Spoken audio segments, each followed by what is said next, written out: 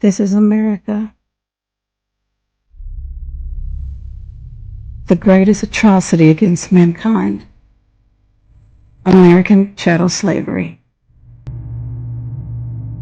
If you traced your lineage, what would you find? Do you know where your roots lead to? Grace and peace,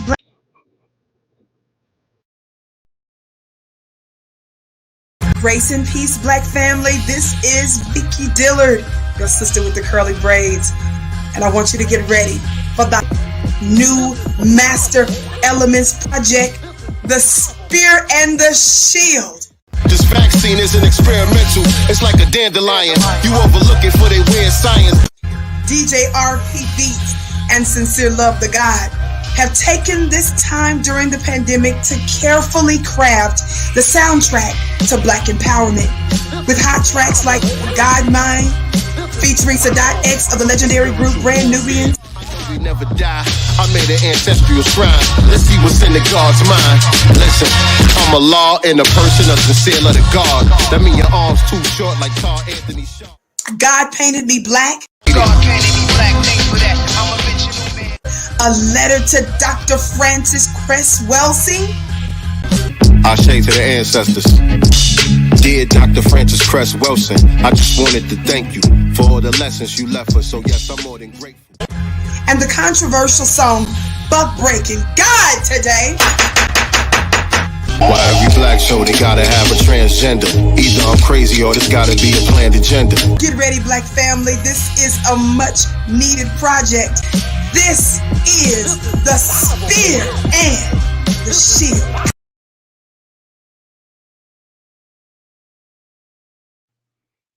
I'm saying to the ADL, sir, we know you. And we know that we know you, and you know that we know you. Don't talk to Kyrie by himself. He can go and look at the horror of the Holocaust. Why don't you come and look at the horror of what your parents have done to Black people in America and throughout the world? Why don't you come and study and repent of your evil to us? Then maybe we can sit down and have a talk like civilized human beings.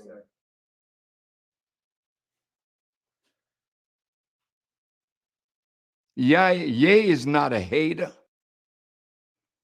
Ye is a lover. Kyrie is the same.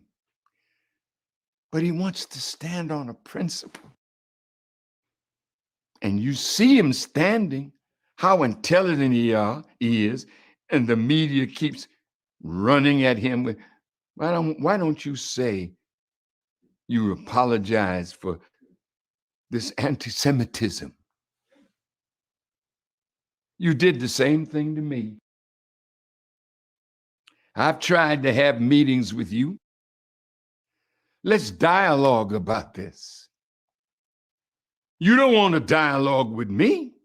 You want to dialogue with somebody that you know you can put down because of the power you have over them by giving them a contract and money that you can take from them if they say or do anything that you don't like. This is the day of judgment and justice. These men don't want to be against you. These men are grateful. You brought them out of college and high school and gave them a contract. You gave them a contract because you saw their talent. Haven't they made money for you all? So now you sign them up. And then Adidas comes by and Nike comes by and gives them a lot of money that they don't see. You have them on a leash. And whenever somebody like Kyrie or Ye rise up and you don't like it, you pull the chain. So we run out and dog our own brother because he did something for a principle. You will too. Life is bigger than paper with a white man's image on it.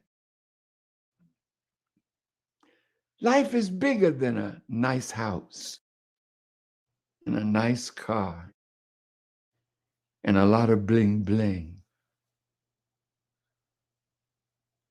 Life is bigger than an Oscar. Life is bigger than a belt. Life is bigger than something that says, I am the best at what I do. I'm the most valuable player, or my team won. But as a people, we are losing. We cannot afford to lose any of you. You are our kith and our kin, our flesh and our blood. And so I wanted to say something to help us to come together rather than break apart. Because it's Ye and Kyrie today. But what they're doing to them is to make you, who are in the good graces of them, so you think. You see what we just did? Ye lost $2 billion in a few days. You might wonder, did he really have it? He lost that much that soon? You know when you signed a contract with him. I don't know what's in the contract, but you do. So evidently, Adidas and all the companies that Brother Kanye is signed to or was signed to until Mr. Ari Emanuel told everybody just drop him.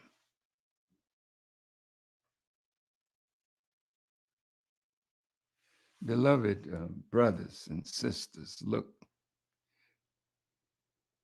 your day is soon coming. I'm asking you stop beating each other up in the public. Stop doing that. But of course, that's what the master wants us to do. There's a slave here that's getting out of place, and teach him a lesson. Beat him up. I'm saying to you, don't do that. Call your brother. Come and sit down with us. Tell us about this movie. I understand that Brother Shaquille O'Neal put it up in his theater. Go see it. You don't want to read Secret Relationship with Blacks and Jews. Do for self or suffer the consequences. The wisdom of Elijah's inside of the conscientious. So I move.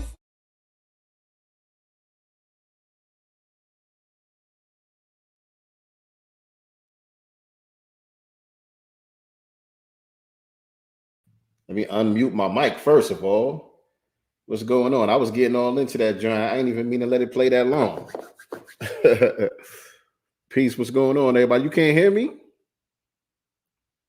You can't hear me? Can everybody hear me in the chat? My mic is unmuted now. Can y'all hear me in the chat? Let me see. Hold on. No. No. Let me see if y'all can hear me. I'm good, right? Can't hear nicely though, right? Say something nicely. They saying they can hear me in the chat, but I don't hear you. They saying they can hear me in the chat. Can y'all hear nicely, girl? Can y'all hear nicely? Nicely is having hella technical difficulties over there today.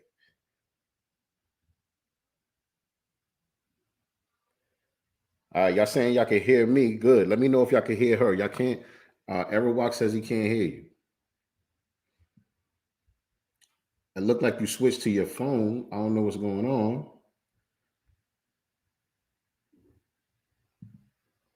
Go out and come back in. Go out and come back in.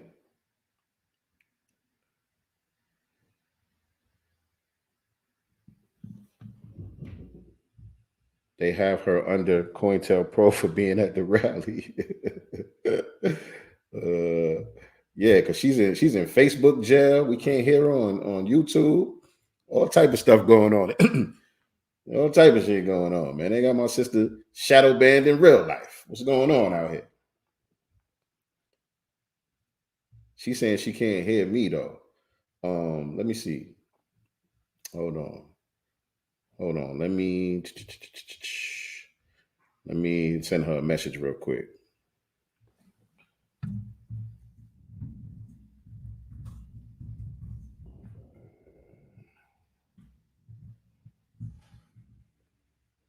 Okay. I just sent you a message. I don't know what's going on with her over here. Let me see.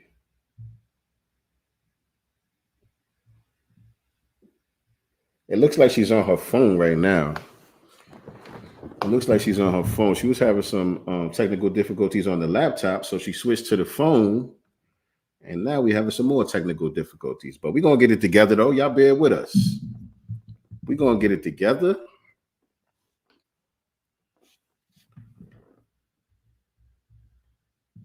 I'm going to have her go out and come back. But welcome, everybody, man. Welcome to another episode of Sincere Love the Godcast.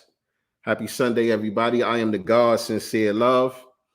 And I am here with my lovely co-host, Nicely Girl. We just having some technical difficulties on her side. We're going to get it together. But I appreciate everybody tapping in with us this Sunday afternoon. How's everybody doing? We about to get into this thing today. We're going to be talking about the Farrakhan effect. We're going to be talking about the Farrakhan effect. You know what I'm saying? But seeing a lot of flip-flopping and pancaking going on. I know the minister asked us, not to dog each other out and be so mean to each other, when we make these missteps or whatever. You know what I mean? Certain things have to be called out. You know what I'm saying? I heard him when he said it, but I also, am I freezing?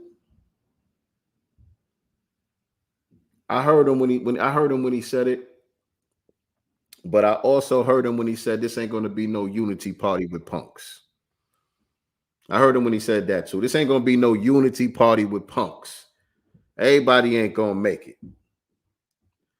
You know what I'm saying? And so, like I said, I've been noticing a lot of flip-flopping going on around this Kyrie Ye situation. And so, to me, it looks like the effect of the address from Minister Farrakhan the other day, it has caused a great effect to take place. What's going on? Nice. What's up? What you got going on over there? I don't know. Can you see me? No, you got a screen up there and I can hear you, but I don't see you on the screen. It's just black.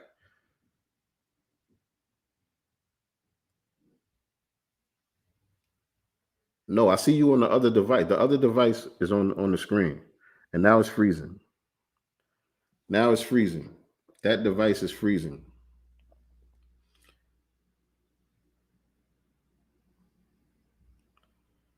Stephen A. Shannon Sharp backpedaling. Yep, Stephen A. Shannon Sharp been backpedaling. LeBron James backpedaling.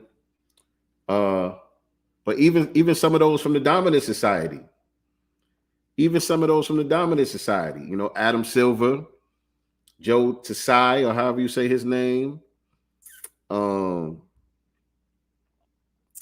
Who else? A couple of other people too, man. Been flip-flopping and changing their stance all of a sudden, man.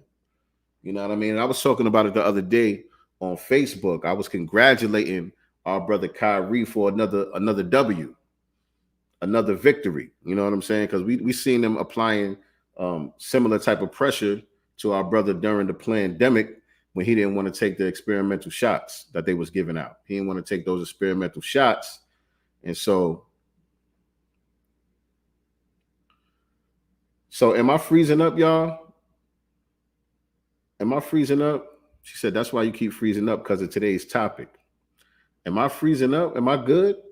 I don't want to be freezing up. I want to make sure I'm loud and clear.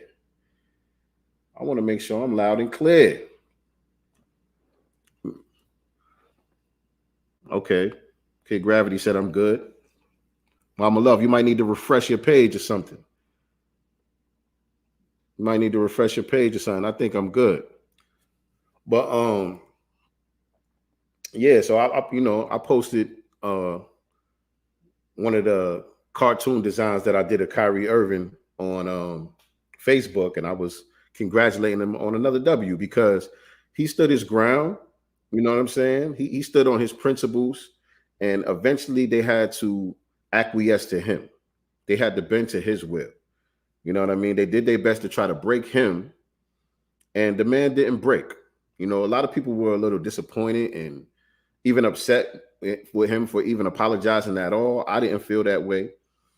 I didn't feel like his apology was him being a coward or a sign of him weakening or anything like that. You know what I'm saying? I didn't see it that way at all. But eventually, I see you back there. Let me see if you're good. What's up? What's up? Turn your phone on landscape. Okay. Ah, there she go. There I am. There she go. Forehead and all. The lovely, nicey girl is in the digital building. All right, look like we good to go now. Lord. What the hell going on with you over there? I'm on my phone because for some reason my laptop is just not, it's giving me connectivity issues. Yeah, I see. But you was having trouble with the sound on your phone just a while ago. I can hear you. You couldn't hear me. Yeah, they couldn't hear you either. All right, but we good now. Y'all can hear both of us now, right? Maybe this way. Y'all can hear both of us now, right? All right. Arawak said, give no apologies for the truth. He didn't apologize for the truth, though. He didn't apologize for the truth that he spoke. He apologized for, because in reality, he didn't really speak on the issue really too much at all. You know what I'm saying? He just posted a link. You know what I'm saying? And from the beginning, from the very first post-game interview, when they first started pressing him about posting that link, he was saying that he didn't agree with everything in the movie. He said that from the very beginning. And so when he apologized, he just reiterated that. You know what I'm saying? But he didn't apologize for any of the truth that he found in the movie or any of the truth that he did speak in some of the interviews that they might not have liked, right? He didn't apologize for that. He just apologized for the people who may have been offended. You know what I'm saying? Like, you know, people who were hurt by the whole situation or whatever the case may be. You know, I'll take responsibility for the part that I played in it. If there's some, because I didn't see the movie, but from what I understand, there's some parts in the movie where they're denying that the Holocaust happened. And that's just false. You know what I'm saying? For people that go around saying that the Holocaust never happened, you know, that's some bullshit. And so if that's a part that's in the movie that would be offensive to them, he's saying, yo, you know, anything like that I might have caused some type of pain to anybody, I apologize for that. I didn't have a problem with him doing that, right? But at the end of the day, if they were going super hard on him, that, you know, you're going to have to do this list of things before you could come back and this, that, and the third. And now they're starting to come back around and say, okay, maybe you ain't got to do all that. You know what I'm saying? And so to me, that is a W, just like it was a W for them to have to let him play after he refused to take those experimental shots. And it's going to be even more of a W when they have to hand over that back pay. I was just about to say that. Because remember, in New York, they have issued an order that the people who were laid off or fired from their job because they refused to take the experimental shots are eligible for back pay. Not only do they get their jobs back, but they're eligible for back pay. And that includes Kyrie Irving. So right now, the NBA, the Brooklyn Nets are on the hook for about $40 million for Kyrie or something like that. You know what I'm saying? So is that why they had a change of heart? Is that why they had that talk? Hey, we were wrong, and if let's let bygones be bygones, right?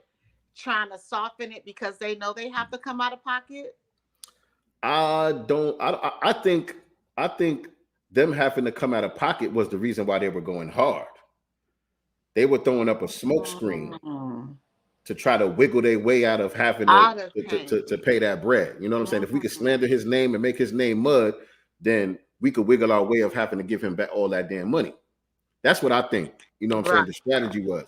But what happened was they went too far, and enough black people got on code a little bit to say this is a bridge too far. You know what I'm saying? And they realized that they overstepped. And so I think that's the reason why they're pulling back now. Because they felt like they were on a winning streak because of what they were able to do with Ye.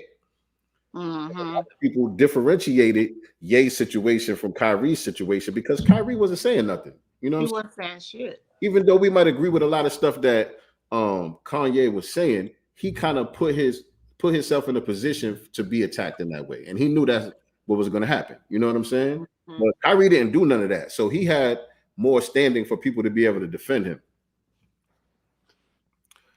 I think they may have avoided a major defamation lawsuit, but some of these outlets were outright calling Kyrie an anti-Semite. Yes. They weren't saying, you know, allegedly or any of these legalese terms that they normally use to try to make sure that they're not liable. They were straight up in the headlines, in the articles and everything, calling this man an anti-Semite. And so some of these outlets is going to be liable. And they should be. And if I'm him, I'm pursuing it. If I'm him, I'm pursuing it. Absolutely. Because my thing is, all the movies that come out that depict us in a negative way, and I'm talking about specifically Black people, you know, we find a lot of it entertaining, you know, sometimes, and sometimes there's a lot of truths in the story, but it doesn't always depict us in the brightest light. And they have no problem with that. And other celebrities, if you will, promoting it or sharing it on their stories. And my thing is about this community is, what makes you think that you're untouchable? And when I say untouchable, I mean that what makes you think that you can't be critiqued, criticized, called out on your racism, on your anti-Semitic, right? You being anti-Semitic, right? And that brings me to something else that I wanted to mention too. Did you see Lord Jamar chopping it up with Peter Rosenberg? I did, and I saw it come across my timeline. I have not had a chance to look at it, but I definitely will be, because of the last name Rosenberg I already knew, you know, and I hope that it was productive. Did you see it? I saw most of what was posted. I don't think he posted the entire thing, but I saw 2 short clips with them talking about it. And one of the things, based on what you were just saying, Lord Jamar kind of asked him the same question. Right. And he tried to say, when he hears that, to him, that's the equivalent of all lives matter. What? Can you turn your phone on landscape? Let us get you on. Let us see that whole forehead, man. Stop playing. I was trying to bag this forehead up. I was trying to bag my forehead up, y'all. I was trying to get out this showing this forehead. Nah, we want to see the forehead. But yeah, he tried to say that's the equivalent of all lives matter. And my thing is like, look, the people who came with the all lives matter counter to us saying Black Lives Matter, the people who came with the all lives matter rhetoric are the very same people who are victimizers of Black people. Exactly. They're the very same people who practice anti-Black racism. As a matter of fact, these are the right-wing extreme people who were saying all lives matter. The people that even the white liberals will agree are white supremacists. Exactly. Those are the ones who were saying all lives matter. Right. Now you can't make that equivalent to us calling out your hypocrisy because we've never participated in any persecution of Jewish people. We didn't put them in ovens. We never participated in none of that. As a matter of fact, we went to war to help fight against it. But, and also, wasn't Hitler talking about something about the Jewish people being Black or Negro? Right. You know what I'm saying? So we were a part of that Holocaust. You know, and if I'm absolutely. not mistaken, some Black people were in those internment camps, maybe not in large numbers, and went into some of those ovens too. You're definitely not mistaken. That's absolute fact. That's history. That's history. And Lord Jamar brought that up too. And Rosenberg was like, yeah, and gays and gypsies and. So he was Black people. He was all lives mattering it. You know what I'm saying? He was all lives mattering it when Jamar brought up that point. What he's saying is fuck y'all. And that's how I look at it. This is a person who's on a hip hop radio station, culture vulturing, you know what I'm saying, but gonna all lives matter our plight or when they get called out. And my thing is, what's wrong with looking inside? And this is not him personally. We're saying as a group, individuals within that group, you know, are anti-Black. Right. What's wrong with saying that? Right. And again, a lot of that was brought up in the conversation. It was interesting from what I saw. I wish I could have the conversation with Rosenberg personally. You know what I'm saying? Not that Jamar didn't handle it well and do a good job, but sometimes when you in the moment, you kind of miss stuff. You know what I'm saying? When you're in the moment, you know what I mean? But I just wish, you know, we can get Rosenberg on here to try to run some of that bullshit. You know what I mean? But go check it out, y'all. It was pretty interesting. It's a good conversation. Y'all go check that one out. And shout out to Lord Jamal, by the way. My thing is they have this thing where they love to double down, you know what I'm saying, on stepping on our necks. They are unapologetic about, you know what I'm saying, their disrespect of us, even while vulturing in our culture. We're going to get into all that. We're going to get into all that. You know who also gets on my nerves? You know, and he's half Jewish, is Ebro. That's his partner. Because I look at him and I look on his timeline, especially when it comes to that group of people, and he doesn't hold them accountable either. No. Ebro, man, they both do the same thing. Yeah. Ebro just has a little bit more melanin than Rosenberg while doing it. You know what I'm saying? But they both do the same thing. They both pretend to talk Black, pretend to be standing up for Black issues, but not really honing in on the stuff that we as Black people say is important. You know what I'm saying? He's in that Black Lives Matter crowd. You know what I'm saying? He's just another echo of my song in them. You know what I'm saying? He was raised by his mother. And he was the program director over there at Hot 97 before he was even hosting on the radio and all of that stuff. He was actually the program director, you know what I'm saying, responsible for the playlist and putting a lot of the music on the air and all of that. And I believe he still has some control over that even now, but he's, you know, on air personality as well, I believe. I did see some when Kanye first went on his thing or whatever, you know, he was one that jumped up down, you know, Kanye's throat. And people were, because I went down the timeline jumping in there too, saying, well, okay, well, you know, let's get back to what Kanye was talking about as far as the music. So are you going to change what you put on your platform? Are you going to change the content? Otherwise, shut up. Don't come in here and talk about, you know, the stuff that he's talking about in reference to the Jews, but not talk about the other shit that he talked about as far as the music. Right. And Jamal brought that up to Rosenberg, and Rosenberg was trying to weasel out of that one. He was saying, but that's not what this conversation is about, because Kanye didn't even say that. And Kanye said that several times in almost every interview. Mm-hmm. So he was trying to pretend like he didn't hear that part of the conversation, and that's changing the subject. No, it's on subject, Right. because he kept reiterating that point over and over again. Why didn't I say so? Exactly. But and check this out, family. Make sure y'all hit the like button, man. We already off to a hot start on this thing. But we about to really get into it in just a second. So make sure that y'all hit the like button. Make sure that y'all share this out on your social media platforms and let everybody know that we are live right now on Sincere Love the Godcast, and we're talking about the Farrakhan effect, right? And guess what? We even got a new look today. Let me see, Nicely Girl. Did you peep the new look? I've been having technical issues, so I haven't seen. So you ain't peeped nothing, right? So here we go. I'm gonna unveil it right now. I can't even see the chat right now. Boom. Can you see that? Maybe let me just see. No. How you can't see that? I can't see shit. I'm telling you, like, it's weird over here today. We got a new look. We got a new layout. I like the way it looks. It looks very neat. And you know what I'm saying? I cut the forehead off on this. What y'all think about the new look in the chat? Y'all let me know how y'all feeling about the new look in the chat, man. By the way, man. Yeah, I can't see shit.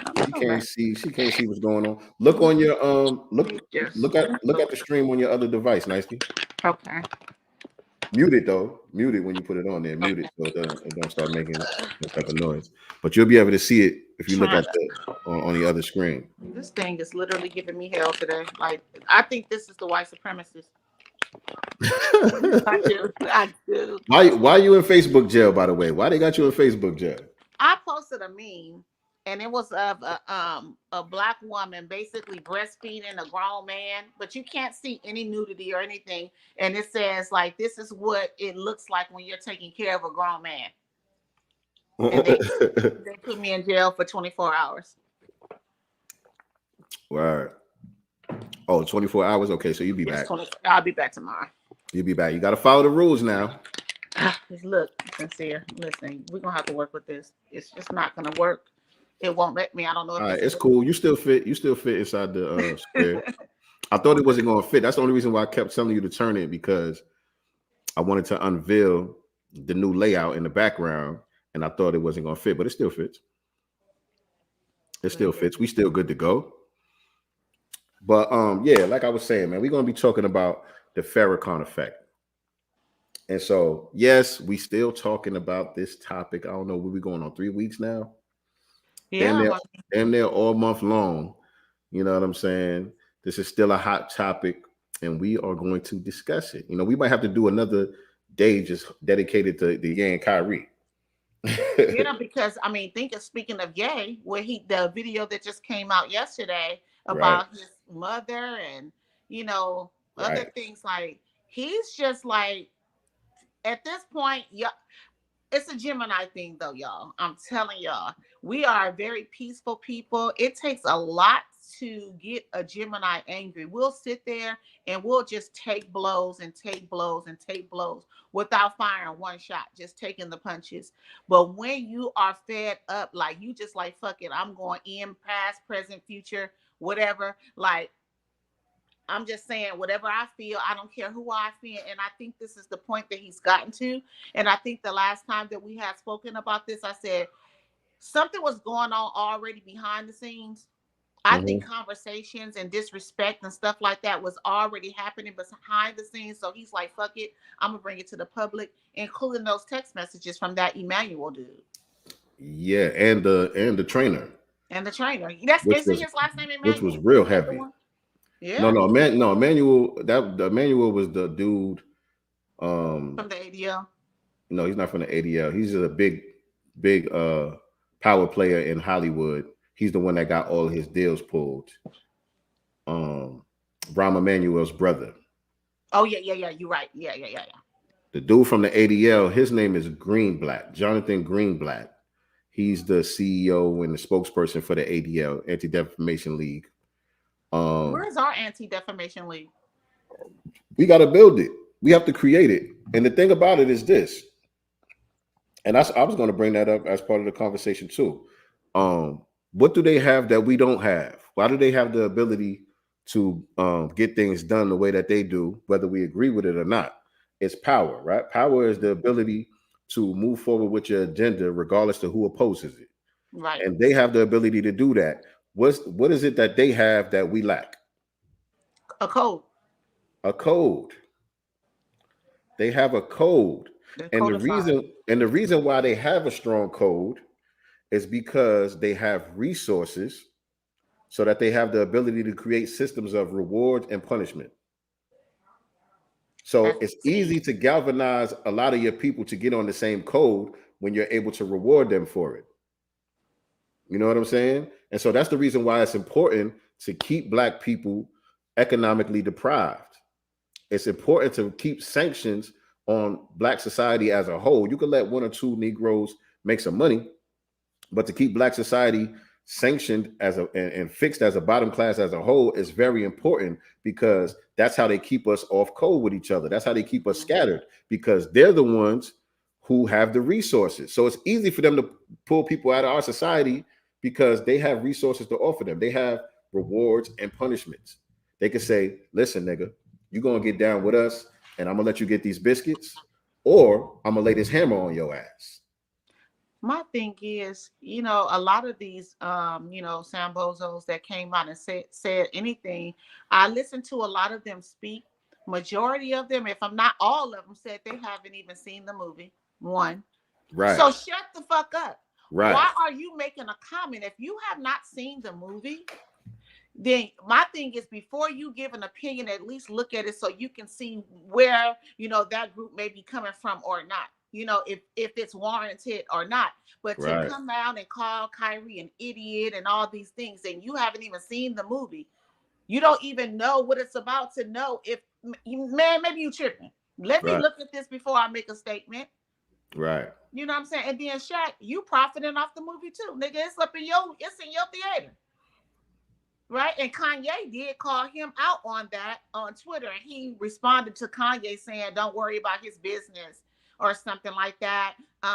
Don't worry about my business. What's going on in your family life? You know, don't take it out on me. You know, basically trying to say that he's tripping over Kim. I don't really think this has anything to do with Kim. Hey, that's another deflection that a lot of people try to use on Ye.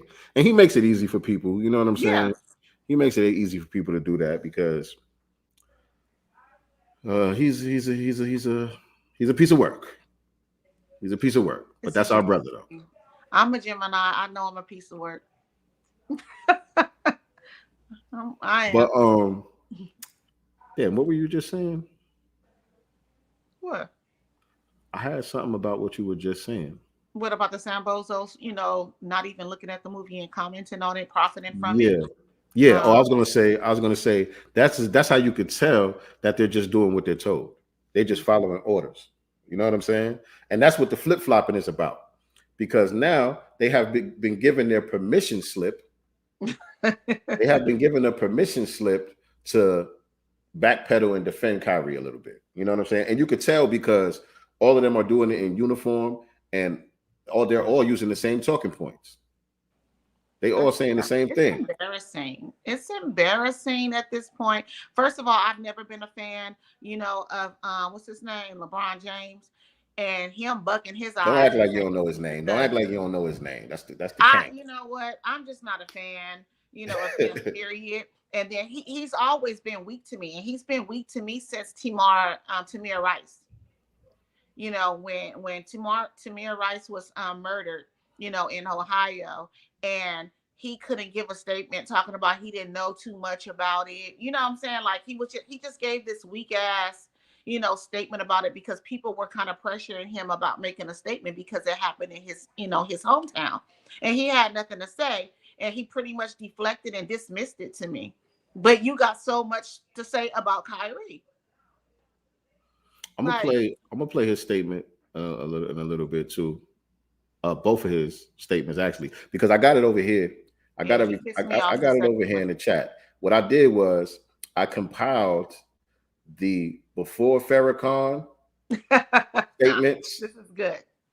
And the after Farrakhan statements. This is good. This is the Farrakhan effect, right? But I wanna go back and address what you said earlier about where's our defamation league, because Jesse Parrish just asked the same question in the chat.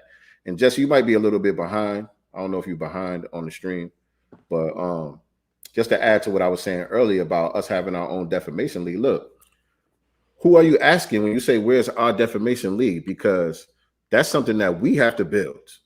It's on us to put that together. And the thing about the Anti-Defamation League also is all Jewish people are not number one, a part of the Anti-Defamation League, and all Jewish people don't even agree with the Anti-Defamation League. You have Jewish people who are actually against what the ADL does. The bullying, right? the bullying, the bullying and shakedowning. Right. People. You have people in Jewish society who are against that and speak against it too, right? So what does that tell you? That tells you that it doesn't take everybody. It just takes enough people. So enough of us have to get on code and build these type of apparatuses in order for us to be able to protect and defend our issues, right? So the question, we have to look inward when we ask that question, is my point. Nobody's going to give us an Anti-Defamation League, right? And the thing about the Anti-Defamation League, let's start there. I think I got that over here in the what's the name too. Let me see. I mean, has even the Congressional Coon Caucus said anything to back up Kyrie and him not being anti-Semitic? I'm just saying, we don't have an ADL, but we have a Congressional Coon Caucus. We have an NAACP. You know, I'm saying, where they at? You know who? First of all, you know who founded the NAACP? Yeah, a Jewish man. Same people that founded the ADL. Well, it has Negro in the title, so right. You know. Means absolutely nothing. Nothing. Hold on a second. What is this? What is this? Looking at ADL. Okay, that was that. Where's the ADL? Okay, so I want to read to y'all the ADL mission statement, since we're talking about that. And it says to stop the defamation of the Jewish people and to secure justice and fair treatment to all. So that's the first line.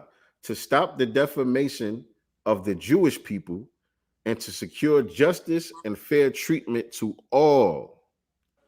When Chicago attorney Sigmund Livingston founded ADL in 1913, he envisioned an America where those who seemed different were not targets of discrimination and threats, but were equals, worthy of shared opportunity and a place in the American dream. This vision remains relevant today. It's a call to action. It's call to action as urgent. While we have accomplished a great deal, much work is left to be done. We want an ever more just society. We continually develop new programs, policies, and skills to expose and combat whatever holds us back. We are focused on what brings us closer to this ideal. Ours is a shared journey. So that's the mission statement of the Anti-Defamation League. And so they tried to be very vague. Very, yes. They intentionally tried to keep it very vague, but in the beginning, it's specific. Right, to stop the defamation of the Jewish people. But we are Jews too, so Kanye says. Right. Right. So does the Bible. Right. But they knew they couldn't put a period at the end of that though. Right.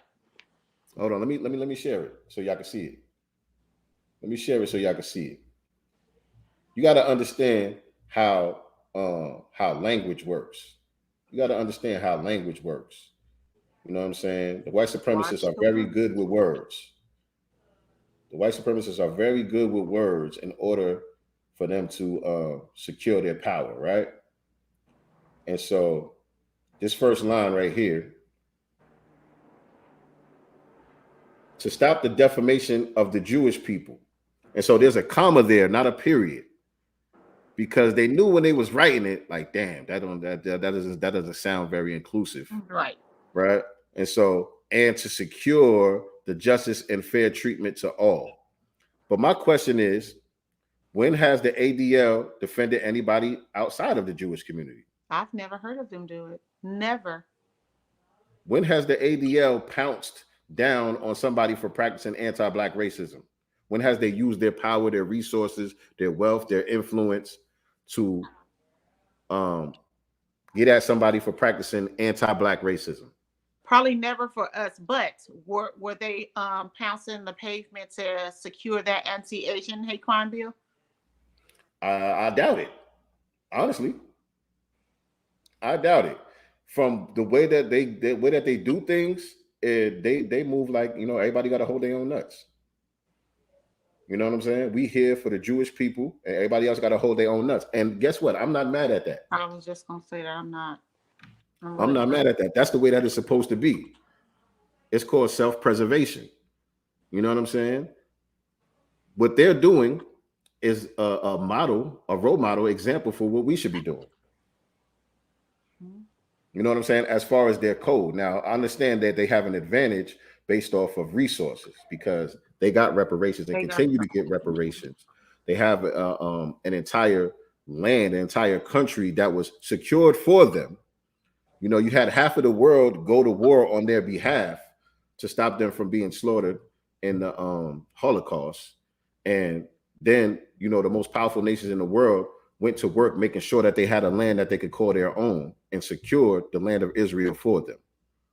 Okay, I don't know if y'all understand that history, but after World War II, they were looking all around the world to see which country they were going to take over and claim for the Jews. It wasn't just automatically Israel. They were looking in the Caribbean and other places to figure out. I think one of the places that they were looking at were Panama. Don't quote me on Panama. Wow. I think it might have been Panama, but it was somewhere in the Caribbean or in like South America somewhere. They were looking at a couple of different countries. Yeah. Yeah, just like Israel. Yeah. The Palestinians. Yeah, Black. And look how they're treated. Exactly. You know what I'm saying? But they had settled on Israel, and that's how they got their own. That's part of their reparations. You know what I'm saying? And so they have that advantage over us. But I'm just talking about the code. I'm just talking about the code of conduct, the way that they are uniform about what is important to them. They are uniform about what is offensive to them. Whether we agree with it or not, they all get on the same page. Even and Rosenberg said this, even though he said he don't fuck with the ADL like that. He got beef with the ADL.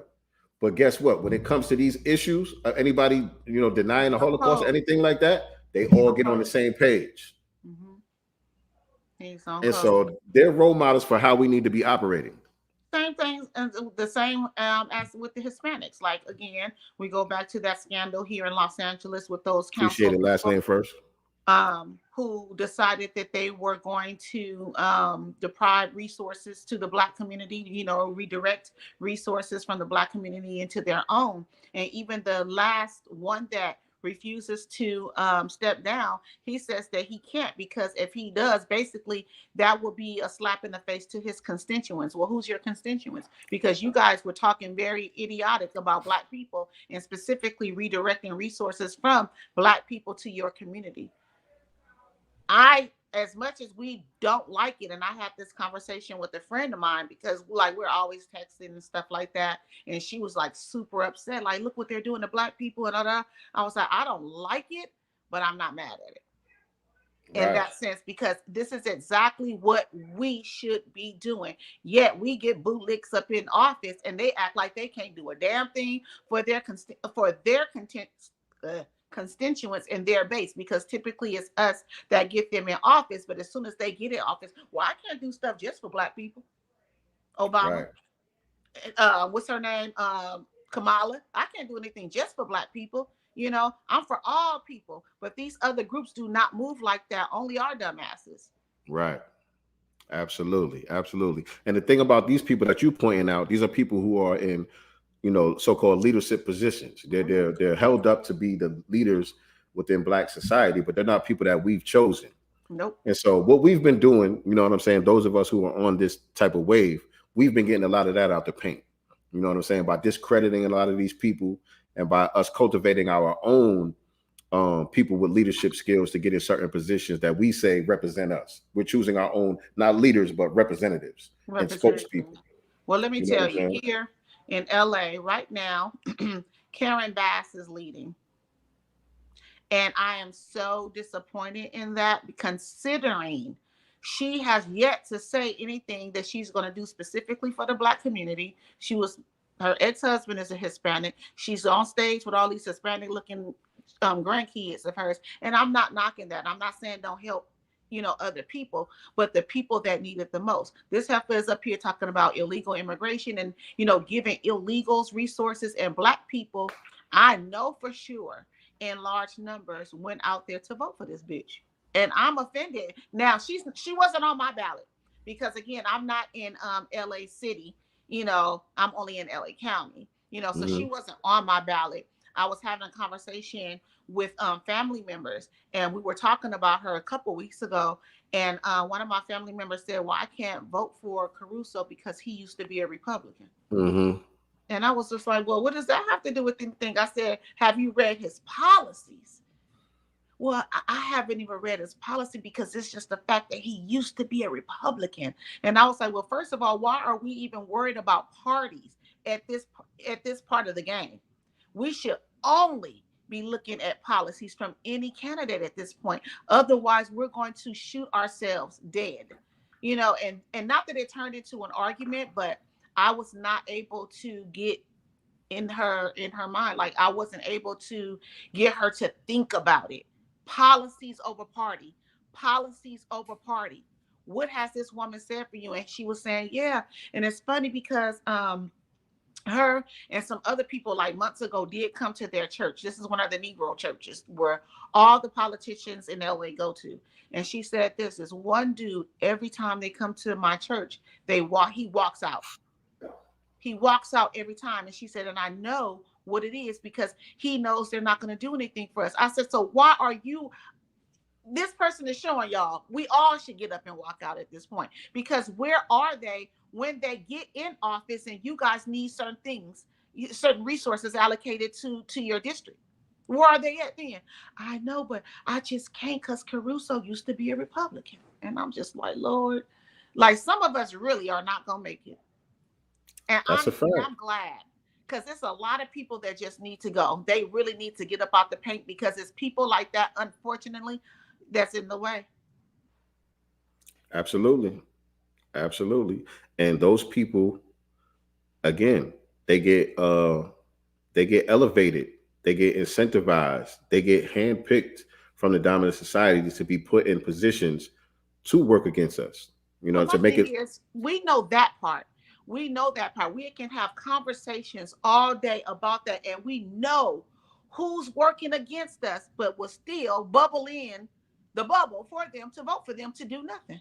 Who is we? Who is we? When I say we, I'm talking about a large number. Case in point, the numbers came out about who specifically voted for Stacey Abrams. Now we know, that a lot of people, especially Black people, were talking about how she really did not campaign for Black people. She didn't have any policies for Black people. She, definitely has something for the Latinos, the illegals, the LGBT community. She spoke loud and proud for them. But when it came to us, she had nothing to say. But over 80% or 85% of Black America voted for this woman. That's a lot. No. See, you're saying it wrong, though. And they do that on purpose, too, the way that they try to word it. It's not 85% of Black people who voted. It's 85% of the people who voted. Out of the 100% of people that voted for them, 85% of them were Black. But it's not 85% of the 40 million Black people. Sure. The Asians out there, I think, gave her 48%, almost half, right? I believe the Hispanic community only gave her 40, I want to say between 42 and 45%.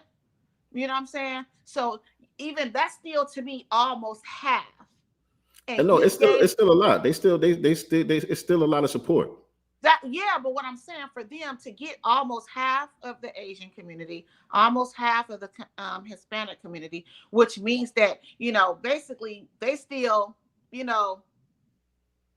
Yeah, and they don't get criticized for They being don't split get like that. criticized, and she campaigns for them heavy about what it is specifically I have for you. But when it comes to us, well, it's because you guys are just a small group. You're only about 12% of the population, so Right.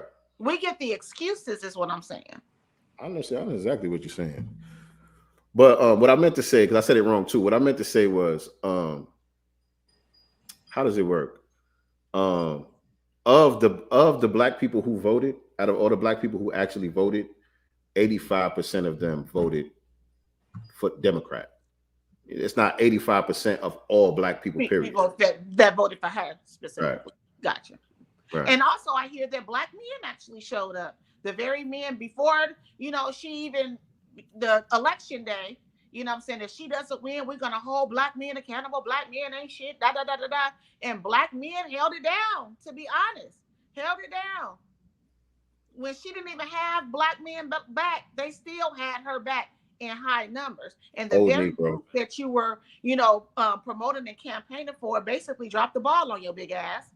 And white women and white men showed up to the polls.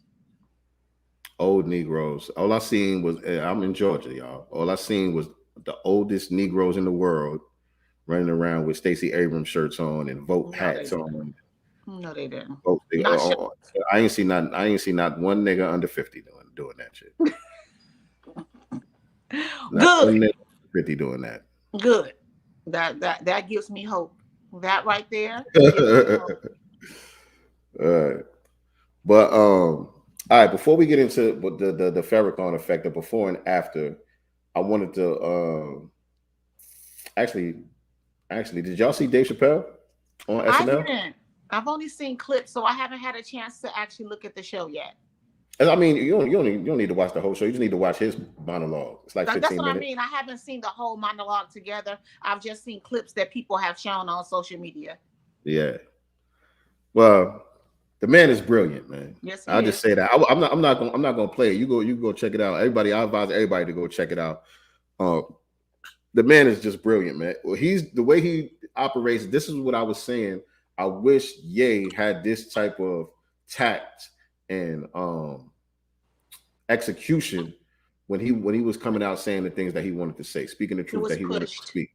If he was able to do this, if he was able to do it the way that Chappelle does it, because people are going to be upset, mind you, people are going to be upset about some of the stuff that Chappelle was saying on SNL. They're going to be criticizing him. They're going to be criticizing SNL for platforming him and allowing him to say some of the stuff that he was saying.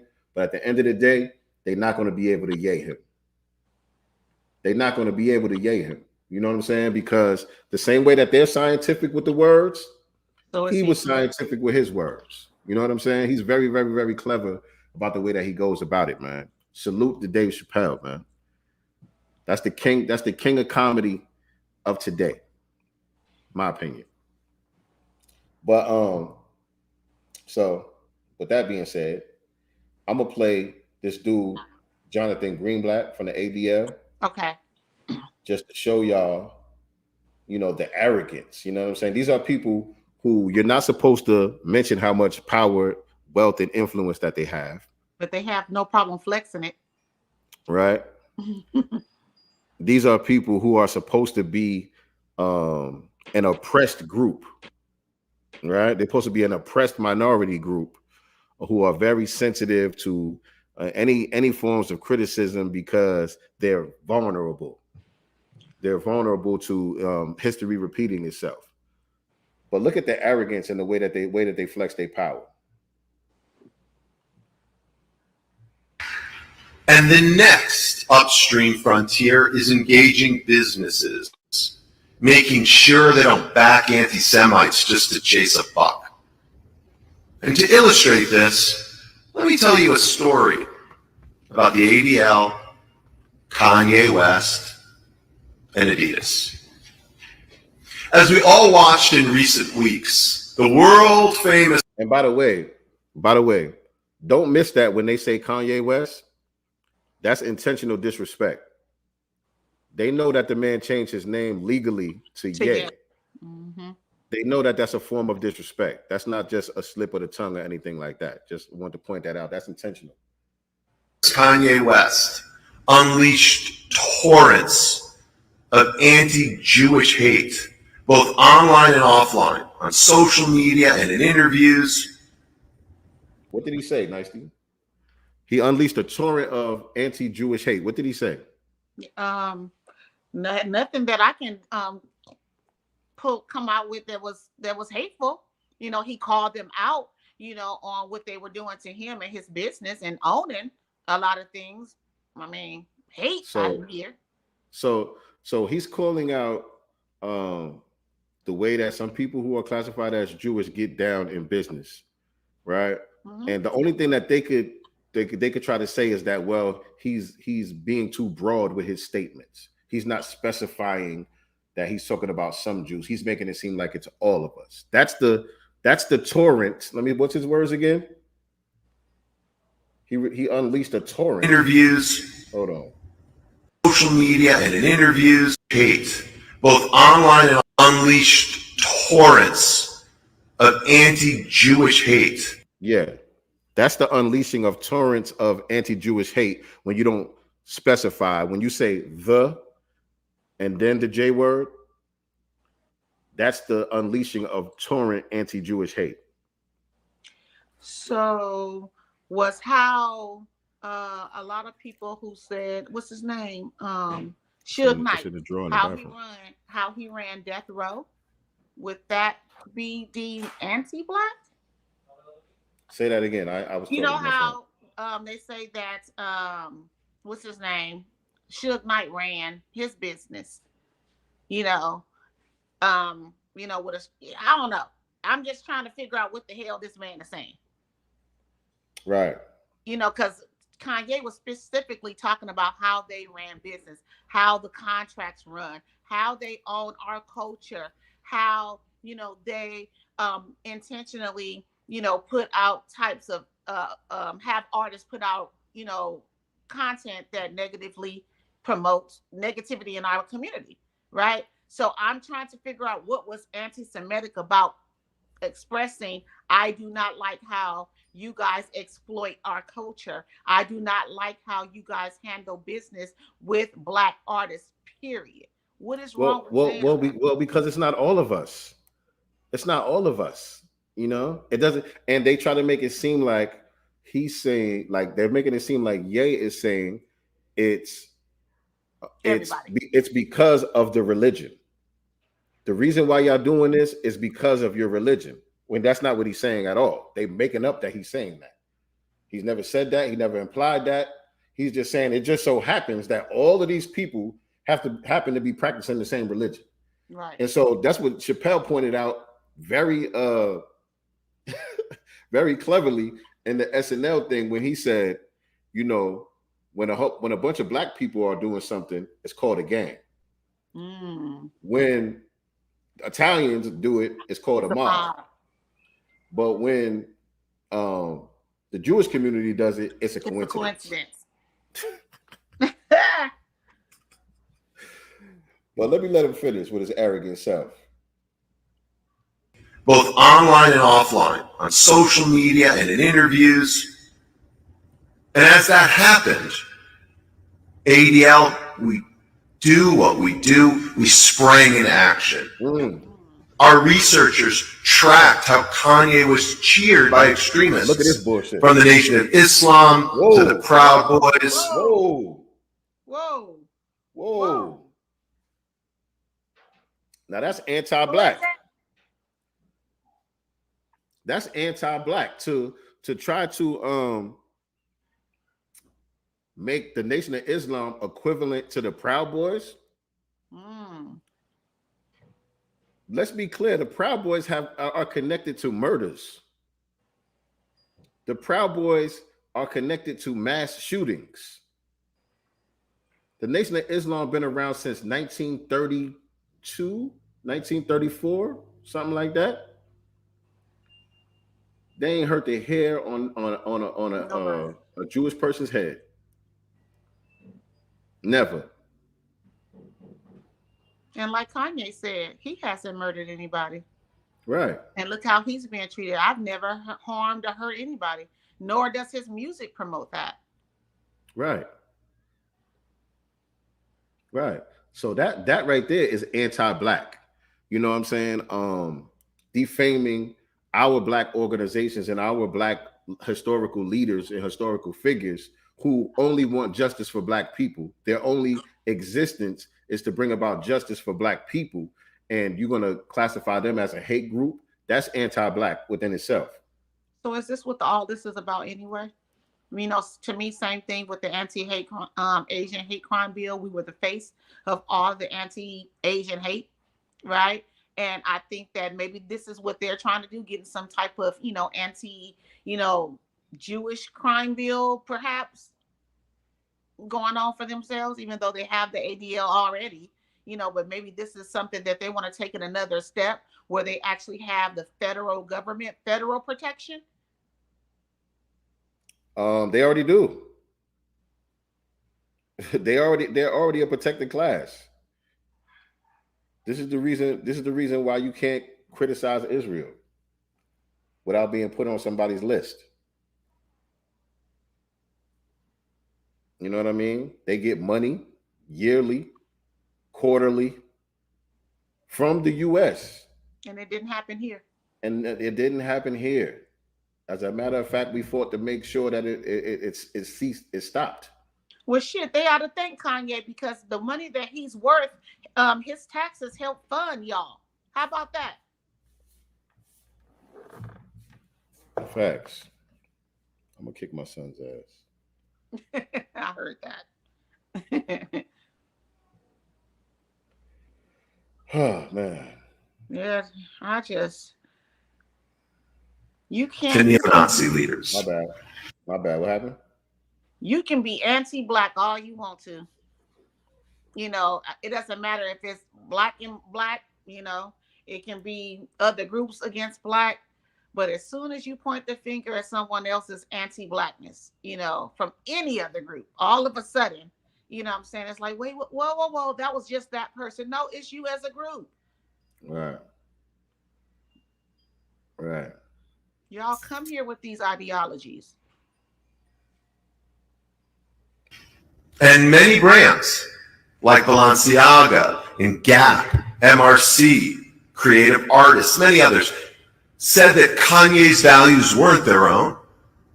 And as he unraveled, they cut ties. In many cases, they took losses of millions of dollars because of those decisions. Yeah. But Adidas was silent. So I called the chairman of Adidas, and he gave me a list of reasons as to why he couldn't act. Now look, I've worked at some big companies. I get the politics, and I understand the pressure. So I told him, hey, we will work with you, and we will praise you if and when you do the right thing. But until you do, ADL will hammer you as hard as we can. So that tells you everything you need to know about the power and the influence that they have. I need some RICO charges. Why they're mad at Ye for saying that they have power and influence. But he's showing you his power and influence. Adidas didn't want to cut Ye off. Adidas was like, that's gonna be a major L. We ain't trying to take that L right now. We just getting back. In good standing on the market. That's going to be a major L for us right now. I don't know. And look, based on our way our contracts are set up, I don't know. We ain't going to be able to cut ties so quick. But they were able to say, listen, I know, I understand, but guess what? You're going to have us now. We got you. We'll make sure that, your name is good in the public eye. You know what I'm saying? So you can go on ahead and get that IPO up. But if not only are you going to take this $2 billion L by dropping Ye, but we're going to make sure that you lose half, if not more than half, of your company's worth by us pouncing down on you. So they showing you the power and the influence that they have. Yes, but you're going to lose it regardless because with Ye, people were not wearing Adidas because it was Adidas. People were wearing Yeezys. Right. You know, it had nothing to do with Adidas. I have 4 pair. I did not get them because they're Adidas. I got them because they're Yeezys. Right. Period. You know what I'm saying? So without Kanye, you know, name attached to it, you ain't getting shit unless they're gonna try to, you know, bring in one of these little Sambozos that's looking for a deal that they're gonna try to push. You know what I'm saying? But it's still not gonna be on the level of Kanye. It's not. Yeah, Kanye is different. Kanye is way it's not different. gonna be. It's not. Kanye is not just a celebrity endorser. You know what I'm saying? Mm-hmm. Kanye is a whole entire visionary. You know what I'm saying? Brand. He's a whole visionary. Like he changed the way people dress. Yeah. He didn't just endorse a look that people already had. He created a whole new look. Mm-hmm. He changed the silhouette, the fabric, the design, everything, and made it fly. That's not regular. And then you hear Adidas says that, okay, well, we're gonna still release, you know, all his designs. We're just gonna take Yeezy off of it, and that shit will be sitting on the shelf. Right. That shit is going to sit on the shelves. Don't waste your time. And Adidas. So, hold on a second. And so you heard what he said when he said Adidas didn't want to acquiesce, right? Mm-hmm. Adidas didn't want to acquiesce, but he basically went in there and twisted their arm and made them cut ties with Ye. You know what I'm saying? He threatened them and made them cut ties with Ye. So he's showing you now. Adidas, you know, that's a multi-billion-dollar company, right? Pretty big company that he was able to twist their arm and make them bend to his will, right? Mm-hmm. And so now a lot of people have been saying, well, what about Amazon? What about Jeff Bezos? They're the ones that's making money off of the movie and blah, blah, blah. And now we haven't heard anything about them twisting Jeff Bezos' arm, right? But just a couple of days ago, after a lot of people have been mentioning that, especially in the media, they put out in the news this right here. Brooklyn Nets ADL call on Amazon to remove anti-Semitic documentary. Somebody look it up and see if it's still on there, by the way. I just looked at it. My brother came over and he wanted to see it. So I looked at it twice, by the way. I just looked at it again yesterday. So it was on as of yesterday. Less than 24 hours ago, I looked at this movie. And this was November 7th. Right. Right?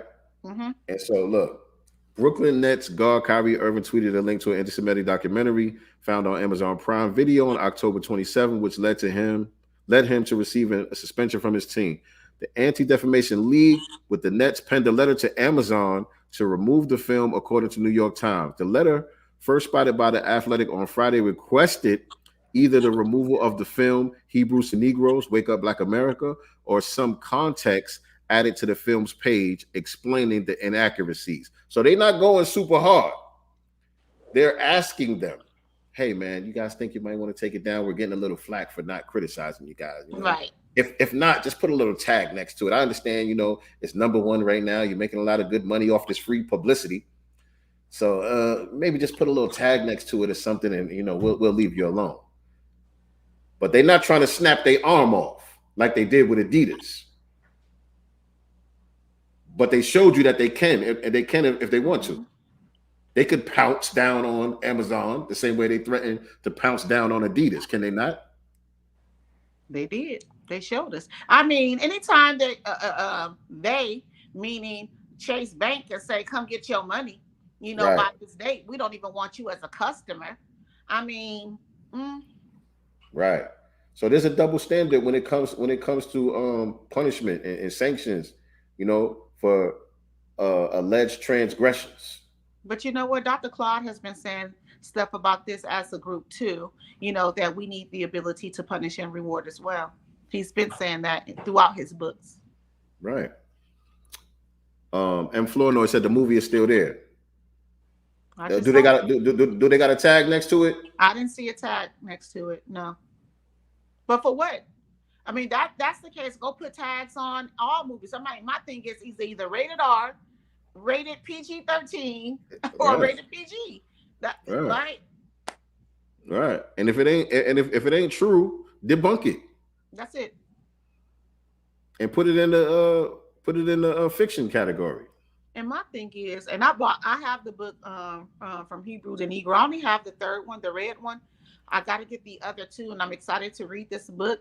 But all these years that Farrakhan has been calling them to the carpet, to sit with him, his scholars. Oh, you're right? talking about you're not talking about Hebrews and Negroes. You're talking about the I'm sorry, secret relationship between blacks and Jews. Relationship between blacks and Jews. Yes, sorry about that. Why won't they sit down? Well, we know why they won't sit down, but a part of it, I feel like, is them not giving him in their arrogant way, not giving him the satisfaction of sitting with them. And two, they don't want the truth. They know that he knows the truth. Right. And this information, from what my understanding, comes from their rabbis. The whole book. The whole book is your rabbis. The whole book. The whole book series. But yeah, I think I talked about this when you wasn't here last week. But yeah, it's part of their protocol is to not debate the issue. They never say whenever somebody has these talking points or whatever, they never say that this person is lying or this person is spreading false information. They just say this person is anti-Semitic. They just say he's a hater. They just use that dirty word to defame people's names to get them out the paint. That they never try to challenge what they're actually saying. I played it on last week on the show. It was an Israeli Jewish man that was saying this. Wow. It was an Israeli Jewish man that was saying this. It's like, listen, that's part of the strategy. They're not trying to debate you about whether what you're saying is correct or not. They're just going to use these words that they came up with to defame you so that nobody wants to deal with you. And it's because they have that power to do it. They're flexing power. Right. That they claim that they don't have as a marginalized group. And everybody is still saying the movie is still up. Jesse Parrish just posted the link to the movie in the chat in case anybody wants to see it, by the way. But everybody's saying the movie is still up and there's no tag next to it. So they treating Jeff Bezos and Amazon with soft gloves, but they going extra hard on Kyrie Irving. Or they were. They starting to soften up now. So let's get to the Farrakhan really quick. Why haven't they gone after the producers and the makers of the documentary itself? Because they also issued out a statement as well. I would say a couple of reasons. Number one, they already gave the movie so much free notoriety. They don't want to give a face to it. They don't want to make that person famous. That's one reason. And also, like I just got finished saying, they're not trying to debate the issue. That's not what they're here for. You know what I'm saying? And so this person is an independent filmmaker. So he's not tied. He's not signed to anybody to where they could get him cut off, get him canceled. You know what I'm saying? So what would be the point? You know what I'm saying? Of them, acknowledging him. And before you start that, I will say in the movie, they did quote some rabbis. Okay, let me ask you this. Because according to Rosenberg, in the first 8 minutes, they claim that the Holocaust never existed. Is that true? I honestly don't recall that. Or maybe I was paying attention. So This supposed to be in the first 8 minutes. No, I don't remember it. No. Okay, because most people are not specifying what is anti-Semitic in the film, but he got Hitler's quotes up there from Hitler's book. You know what I'm saying? He got quotes in there, with the name of the book, just how the secret relationship between blacks and Jews is with, with what do you call it? Resource, next to it. Like the movie is basically doing that in a documentary form. Basically. I think there might be down the Bible and kind of relating, the original people, to scripture, but also they're also going into the Torah and then quoting different rabbis as well. To be honest, I'm not really too much interested in watching the movie. That's just not, my point of interest. Like, I don't need convincing that the scriptures are referring to us. You know what I'm saying? When they talk about, what I'm saying? I don't need no convincing as far as that concerned. I agree with y'all. You know what I'm saying? And it's given the different languages, so it's giving it to us in Hebrew, in English, and then other languages from different parts of Africa, and basically how it's saying the exact same thing. No matter what language you're reading it in. It's given several different languages, but it's literally saying the exact same thing. Like there's Gotcha. no differentiating the context of the message of the word. It's saying the same thing no matter what language it's in. But based off of Minister Farrakhan's address, I believe there may be some problematic things in the documentary, because when Farrakhan was talking, he did say, you know, there might be some stuff in there that, you know, you don't like. You know, he didn't specify anything or whatever, but he did kind of say, you know, okay, he watched the entire film. You know what I'm saying? He said, me and my family, we sat down, we watched the entire film. And he said it was well researched. You know what I'm saying? And he said there might be some stuff in there that, you know, y'all might not like. What it is that they don't like is they went back to genealogy when, you know, bones were, you know, dug up, and basically everything came back to us. You know what I'm saying? Now that part right there, I have questions about. There's no way that Jewish people basically are these people that we're seeing, you know, today. So it was a lot of that in the book, but a lot of this stuff came from, you know, white scholars too. So okay, so last name first is saying they questioned the validity of the Holocaust and that it wasn't just Jews. Well, it can't be both. If the Holocaust didn't exist, then it didn't exist for the Jews or anybody else. But it did exist, and it wasn't just Jews. There were other people. There were other people who were persecuted in the Holocaust as well. That's just true. If there's denial of the Holocaust in the film, then I'm just saying, if that is part of the film, then that's some bullshit. You know what I'm saying? But that doesn't take away from any of the truth, though. But the question that I have when you talk about the DNA and the bones and all of that, because I hear that a lot too, and I meant to ask Killer Priest about this when I interviewed him last week, because I know he's heavy into that science, but I forgot. It slipped my mind. But the question that I have for y'all, those of y'all who are some of our Hebrew Israelite brothers and people who adhere to that ideology, when it comes to the DNA, I've even heard white Jewish rabbis talk about they did DNA testing on this group of Africans, and they traced their DNA back to is it Solomon or, you know, I forgot who David, one of them, Solomon or David, that they traced this group of people's DNA to. But the reason I have questions about this is because when we're talking about the history of the Jews in these biblical scriptures, there's no historicity about that. That's only exists in the Bible. This is a religious, theological conversation.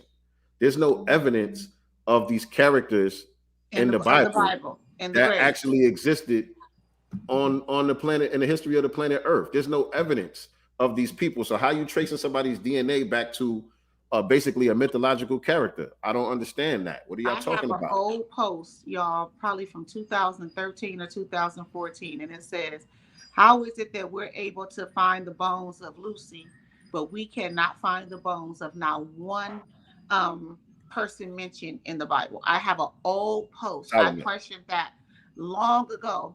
Where are their bones? Where's their burial site? Right. Where are their remains? We found dinosaur bones. So there's only like 2 or 3 characters in the Bible who were actually real people. You know what I'm saying? There's only like 2 or 3 people that is based on somebody who we could prove was a real person. Everybody else, these are mythological characters at the end of the day. So when you start talking about DNA and all of this other stuff, that's where I get confused with the conversation. I need some different bones that they found like 6,000 years ago. A lot of it was going back to ancient Egypt. You know, when they were talking about the bones and stuff like that, they were in the movie. You know, right. It was, you know, from there. Right, but there's no history of Jews being enslaved in Egypt. There's no history of that. That's only exists in the Bible. Outside of the Bible, there's no evidence that of no flood, of no Exodus, none of that. There's no evidence of none of that. You know what I'm saying? So what they talking about? That's the part I get confused about. But anyway, if anybody could help me out with that, hit me up in the DM. Even though usually when y'all hit me up with that shit, I ignore y'all. But since I asked if you could answer the question for me, I will engage you. Well, listen, they were at the FBA rally for reparations in DC. It was a group of them out there hollering and screaming. I played them. You wasn't here. I played them. Oh Lord. And Pedo Bay came out. Man. So let's get to the before Farrakhan, after Farrakhan, right? So let's start off with Shannon Sharpe. Let me close this tablet. Hold on. Is this a video? We're gonna call him Mr. Swirling Buck, as our sister Vicky Dillard called him today. Mr. Swirling Buck. He's the Swirling Buck. Swirling Buck. Man, a lot of people was real disappointed in Shannon Sharpe. Man, a lot of people thought Shannon Sharpe was black. A lot of people thought Shannon Sharpe was black. Looking black looking. Now when he first came on TV, he was talking that talk, wasn't he? Yeah, but with the blunt in his hand and the Hennessy bottle, and stuff like that, just the low bottom caste of society. Come on, he was playing up to a black audience, but not in a. I didn't look at it that way. Positive way. Think about where he's connecting us with Hennessy and blunts. Well, I feel where you're coming from. I'm just saying I never looked at it that way because I'm a Hennessy and blunt nigga. Not no more. I used to smoke. I don't smoke no more. I understand that, but I'm a Hennessy and blunt nigga, so it might not have registered for me. But I feel where you're coming from with that. But yeah, this is before Farrakhan. I love this. Hold on. A misstep. It seems like we suffer the harshest penalties. It seems like other groups offend blacks, and they never suffer the penalty. Oh, I think this is after Farrakhan. My bad. Bag it up. Rewind. Hold on. Rewind. Let me get this right. Rewind. Oh yeah. My bad. Let me bring this back. I want to do this in order for y'all. Boom. Okay, here we go. That was the wrong one. I got it now though. Boom. Can y'all see it? Not yet. It hasn't come up yet. Okay, hold on. There you go. Responsibility. I do not believe everything said in the documentary was true or reflect my morals and principles. I'm a human being learning from all walks of life, and I intend to do so with an open mind and a willingness to listen. There are several things that we can call Kyrie Irving and we can say about Kyrie Irving. Open-mindedness is not one of those things. Hold on, Skip. Where's I'm sorry? I thought all apologies, something has to say, I'm sorry. Yep. I'm sorry. What the post, the negative attention my post brought on a said community. Hold on. You send your agent, your stepmom, and your dad to meet. You didn't meet with them. So what did you learn? I'm just trying to figure out the open mindedness. When people are trying to talk to you about what you said, you shut them down. Y'all dehumanizing me. So when is it? Where's this open mindedness? I just want to know, Skip. With my mac and cheese. If you saw it, do you agree with it? What part of the documentary of the book, if you read it, you don't agree with it? I need to know these things. Yep, I do too. I think they're going to need to know. So maybe they can educate you and enlighten you, Kyrie. What's your He bucking his eyes and everything, ain't he? Everything. He bucking his eyes and everything. But taste the biscuit. Lord Jesus. So you see, he was very clear. He was not accepting of, shout out to Nikki the God in the building. I see you. He was not accepting of our brother Kyrie's apology. Oh, my bad. Kyrie's apology wasn't good enough, Skip. He didn't go far enough, Skip. Skip, where's I'm sorry? I thought you're supposed to say I'm sorry somewhere, Skip. And the name Skip just really, you know what I'm saying, Skip? And Skip like, yeah. Skip's over there just like, yeah, you said it. Yeah. You said it, hey. What would you do for a Klondike bar? What would you do for a butter biscuit? Word up, man. And so, damn, Farrakhan came out and said what he had to say, and all of a sudden, things changed. You need some syrup with them pancakes, brother? Does he need some syrup with them pancakes? What happened was Farrakhan made the dominant society get some act right. Let's be clear. When I talk about the Farrakhan effect, Farrakhan made the dominant society get some act right. And then they, in turn, gave out the permission slips to their little tools. They said, okay, y'all, we went a little bit too far. You're allowed to say this. You could take this back, and this back, but stand on this. And here's the reasons why. Here's the reasons why you're going to take it back. If I'm Kyrie, I ain't fucking with none of y'all.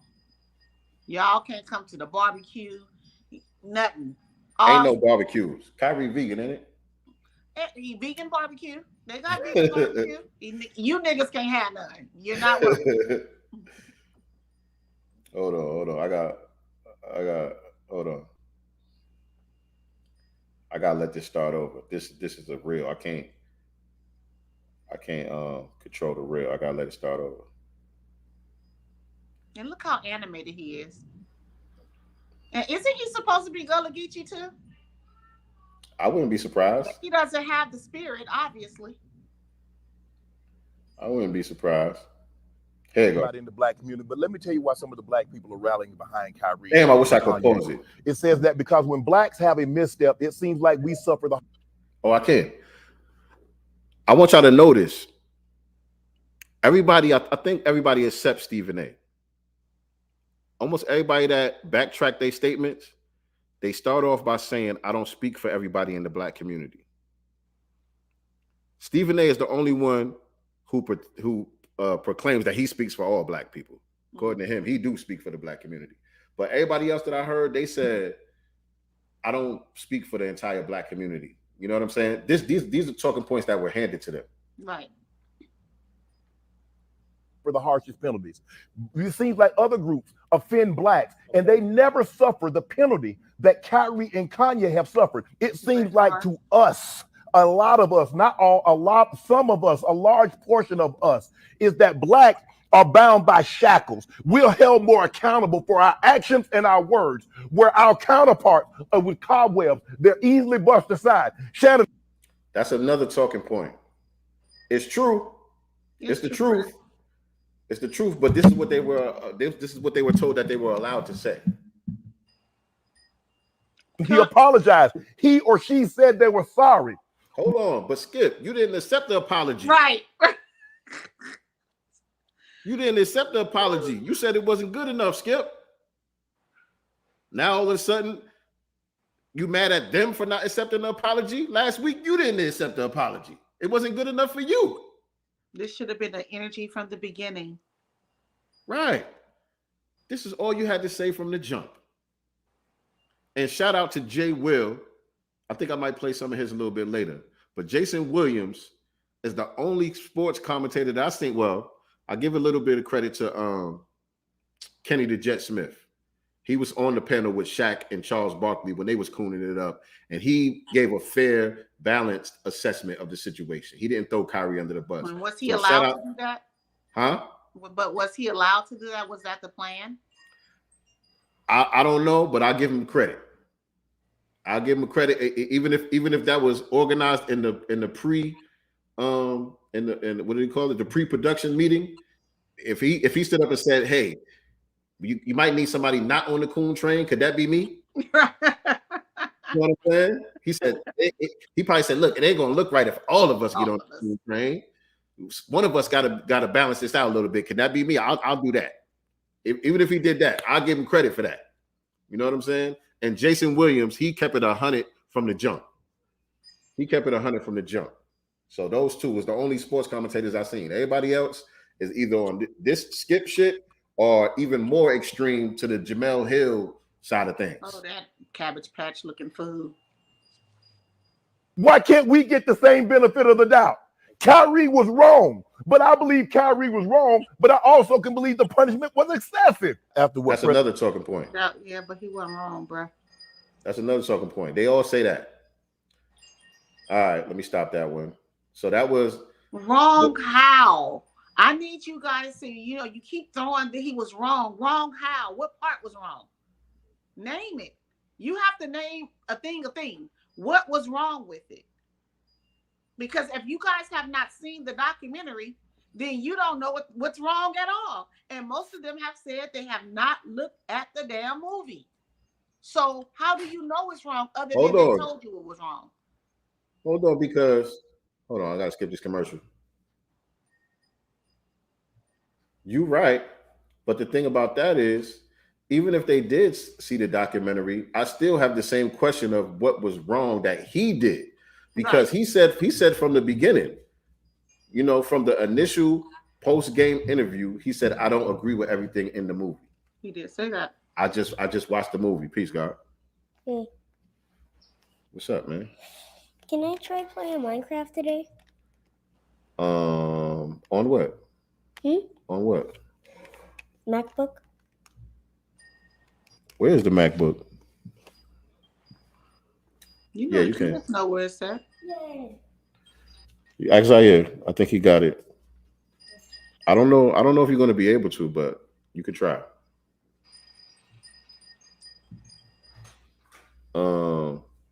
Yeah. So yeah, he said that from the beginning. I don't agree with everything in the movie. I didn't make the movie. You know what I'm saying? I just watched it. You know what I'm saying? All he did was post a link. So y'all still gonna have to tell me what he did that was wrong. They don't know. Massa said it was wrong. That's it. That is really just it. He'll be back. He went to the store. This disgusting. Ugh. Yeah, man. Look at his face. And I fuck with LeBron, man. I like LeBron James. Not at all. I like him. I like LeBron James. But my son wanted to buy his shoes. I told him he couldn't bring them in here. This was a while ago. Really? He doesn't have any, by the way. But I was like, nah, buddy, no, not those. Get something else. Get something else. I like LeBron James, man. But I wasn't feeling this at all. By the way, this is before Farrakhan that I'm about to play. But I want y'all to know that the hat is not a coincidence. He didn't just happen to have this hat on. The Jackie Robinson hat, this was planned. You know what I mean? And possibly one of the handlers might have even put the hat on his head. That don't even look like a hat that he would normally wear. He don't own that. Right? It looked like one of the handlers might have even put, hey, why don't you wear this for the interview? You know what I'm saying? And I don't get into the numerology. That's not my lane. But I seen some of the numerologists breaking down the science behind the number 42. Y'all can go look that up. You know what I'm saying? There's some weird science, I'll call it, behind that number 42 as well. But I just know that the Jackie Robinson hat was not coincidental or accidental. Look at his face. Just look at that. So this is before Farrakhan. We haven't heard much from players around the league this week about Kyrie Irving's social media posts and subsequent comments. I was just curious, why do you think that is, considering this league is so conscious? I'm not sure. If you want to ask me a question, you can ask me. I can't speak for 449 players. Sure. Certainly your position, you've been in the position of the past to speak for the I can tell you this. It's simple. Me personally, I don't condone any hate to any kind, to any race, to Jewish communities, to Black communities, to Asian communities. You guys know where I stand. And it's part of the reason why I didn't air the Shop episode, why we kicked that, out of the archives, because it was hate conversation going on there. All right. For me, up until right here, he could have stopped right there. Even though I don't agree with the throwing the yay under the bus, that part, you know what I'm saying? But at the same time, I could understand certain people kind of backing up off of the yay situation, because like I said, yay touched the third rail intentionally, and everybody's not obligated to go down with yay. So I can fall in the middle when I see certain people backing up off of the yay situation. You know what I mean? I'm not going to jeopardize everything I got going on because you want to sacrifice your queen. You know what I'm saying? But up until this point, I don't think LeBron said anything wrong. He could have stopped right there and been fine. Listen, I don't condone hate towards nobody. Blacks, Jews, Asians, whoever. I don't condone that. Next question. But no, he couldn't stop right there because he had some marching orders. He had some marching orders, so you got to get to these talking points at some point. I'm when we watching this, I can see him struggling off of who he really is and what he really wants to say versus what he was told to say. Mm-hmm. I can see it all throughout this. Now watch. And I don't represent that. You know, there's no place in the world for it. Nobody can benefit from that. And I believe, you know, what Kyrie did caused some harm to a lot of people. Now, he was told to say that. Right. He didn't want to say that. I believe what Kyrie did was harmful. Caused some harm to a lot of people. Man, you ain't have to say that, LeBron. What harm did he cause? Who got touched? Who got burned? Who got killed? This goes back to I just can't, like, LeBron, shut up. Savannah, isn't that his wife's name? Yeah. The beautiful Savannah. Tell your husband everything does not need to be addressed by him. Tell him to talk about basketball. Any questions outside of basketball, shut the fuck up. Now you was mad when what's her name said that on Fox News. What, shut up and dribble? Yeah. Let me rephrase this. Anytime it's talking points that you know will throw your own under the bus, shut the fuck up.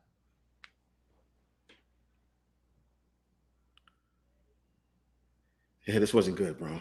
This wasn't good. But I want y'all to peep the struggle. Because this, for me, is how you know that people are being controlled and puppeteered, right? This is how you know when somebody's not operating on their own volition. You know what I mean? And this is the problem that I have with it. You know what I mean? If you a certified coon, you know, off your own volition, I can respect that. Jesse, what's his name? Jesse.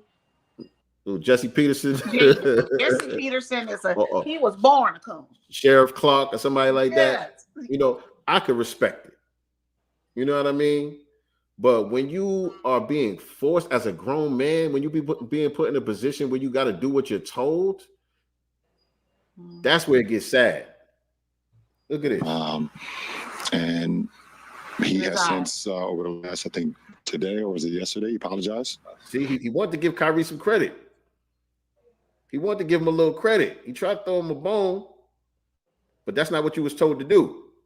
So he going back and forth between his own conscious mind and the marching orders. Today or was it yesterday? He apologized. He wanted to give him some credit there. But he caused some harm. And when you say but, you negate everything that you said before it. Yep. You know what I'm saying? Once you say but, that takes away whatever you just got done saying before that.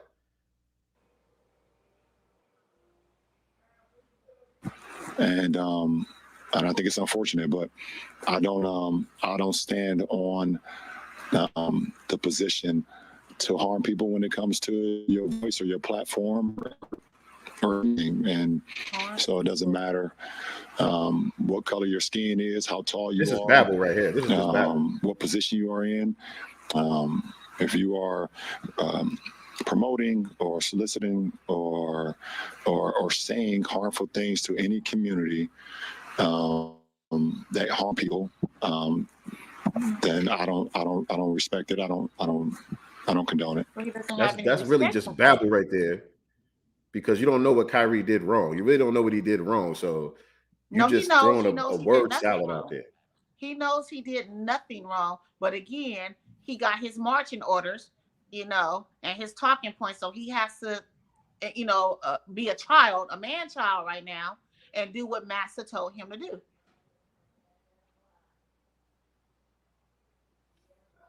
Considering you do identify that his actions as being harmful to So you see the reporter. The reporter is on point. The reporter understands the assignment. He's making sure it's clear that you just threw Kyrie under the bus. And on record. Let's be clear for the record. You just threw Kyrie under the bus. That's what the reporter is solidifying right here. Look, being harmful to people. What do you believe could be a resolution for him to? Hold on. I don't condone it.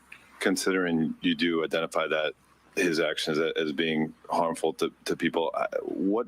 Considering you do identify his actions as being harmful to people. So just to be clear, you agree with us. Do you believe could be a resolution for him to get past the current suspensions that he has with the Nets and Nike? I don't know. Because at the end of the day, Kyrie is his own man. He stands up in front of the media and speaks. He is a man. He has a great family. I mean, I love the kid. Why your voice breaking up like that? Man, don't call him a kid. That's a grown man. He fixed that. But why your voice breaking up like that when you're trying to speak good about the man that you got championships with? You know this brother. Weak ass. You know this brother. And so when you're trying to speak up for his character and you see his character is being assassinated, why are you getting weak? Why all of a sudden your voice start breaking up? He is a man. He has a great family. I mean, I love the kid. Well, he's not even a kid anymore. He's 30. He just said that the other day in this press. I was like, it's insane. I don't know the direction, the steps that he take. But he apologized for what he said. Hands that what he said was harmful to a lot of people. And we as humans, none of us are perfect, but I hope he understands how, what he did or the actions that he took was just harmful to a lot of people. I really didn't get into it too much, but I understand that when you hurting anybody, I understand that. That is just common sense. I'm just trying to figure out what was hurt. Was people's egos hurt? Were your feelings hurt? Because I'm just not, connecting the harm that was done or, the hurt. So are we talking about egos? Are we talking about feelings? Because no one was physically hurt. And I don't see the message that he was sending was to go out and physically harm or hurt anyone. That's not the message that I got. So I'm just confused with these words. Hurt how? After Farrakhan. The Farrakhan effect. I told you guys that I don't believe in sharing. The Farrakhan effect. The Farrakhan effect. I told you guys that I don't believe in sharing hurtful information. And I'll continue to be that way. But Kyrie apologized and he should be able to play. That's what I think. It's that simple. Help him learn. But he should be playing what he asked to do to get back on. What he's asked to do to get back on the floor, I think is excessive in my opinion. He's not the person that's being portrayed of him.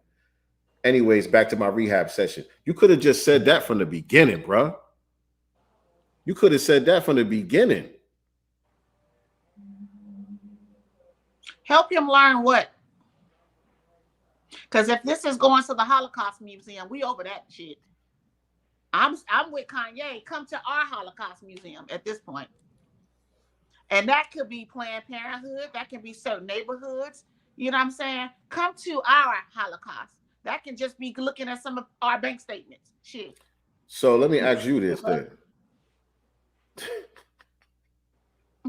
Let me ask you this then. Since you're saying that, how did you feel about Kyrie Irving apologizing? Because he did apologize.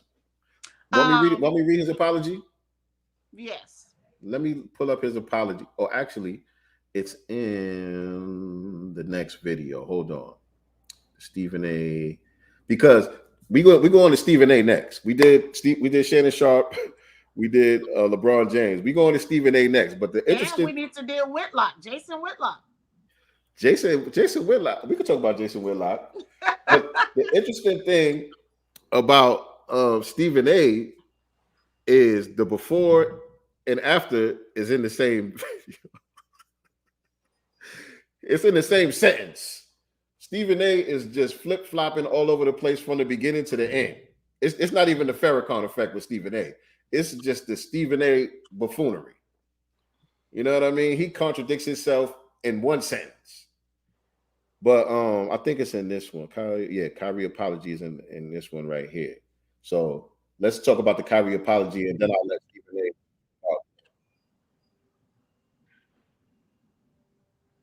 talk. Let me skip the commercial. Hold on a second. I should have shared it while I was at the play, but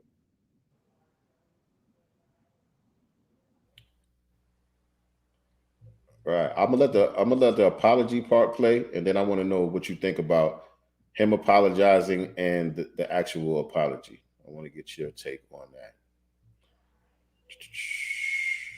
And y'all too in the chat, let me know how y'all feel about Kyrie's apology also. I want to know how the family feels about it, because I've seen mixed reactions.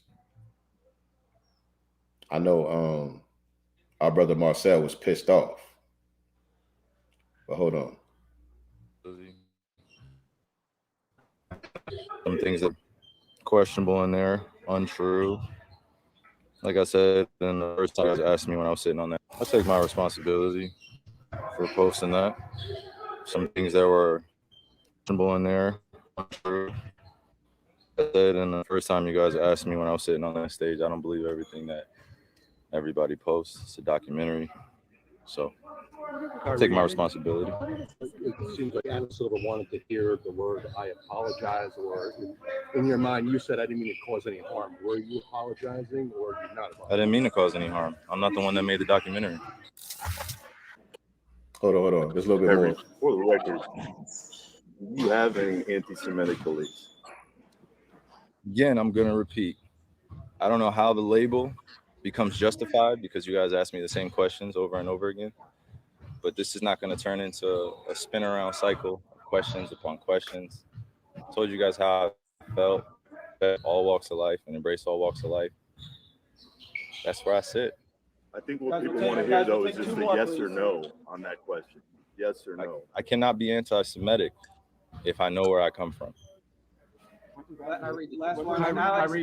I cannot be anti-Semitic if I know where I come from. All right. And so he officially said, to all Jewish families and communities that are hurt and affected from my post, I am deeply sorry to have caused you pain, and I apologize.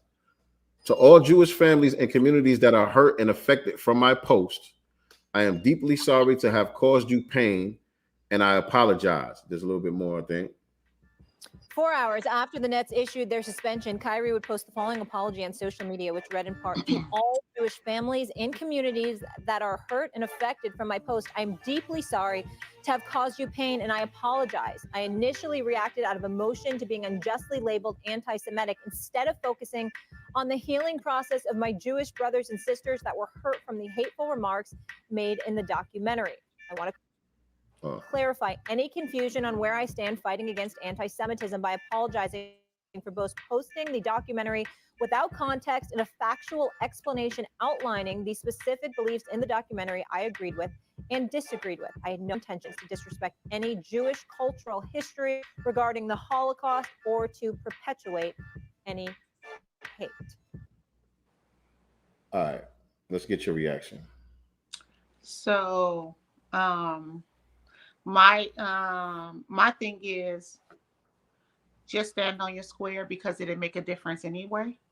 I don't think that it's fair, for him just by posting, the documentary. This basically is saying, if you guys want to see it, you go see it and you come up with your own conclusions. I don't think that he needed to put a disclaimer, or say, "Hey, you guys, watch this. I agree with," fast forward to parts, 30 minutes and 15 seconds. This is the part that I agree with, but at 40 minutes and 13 seconds, I didn't agree with this. Like, that's just putting too much responsibility on the person who only watch the movie just like any other viewer. You know what I'm saying? But it's up to other people to see it themselves and determine what they agree with and disagree with. I don't think that he needed to do that.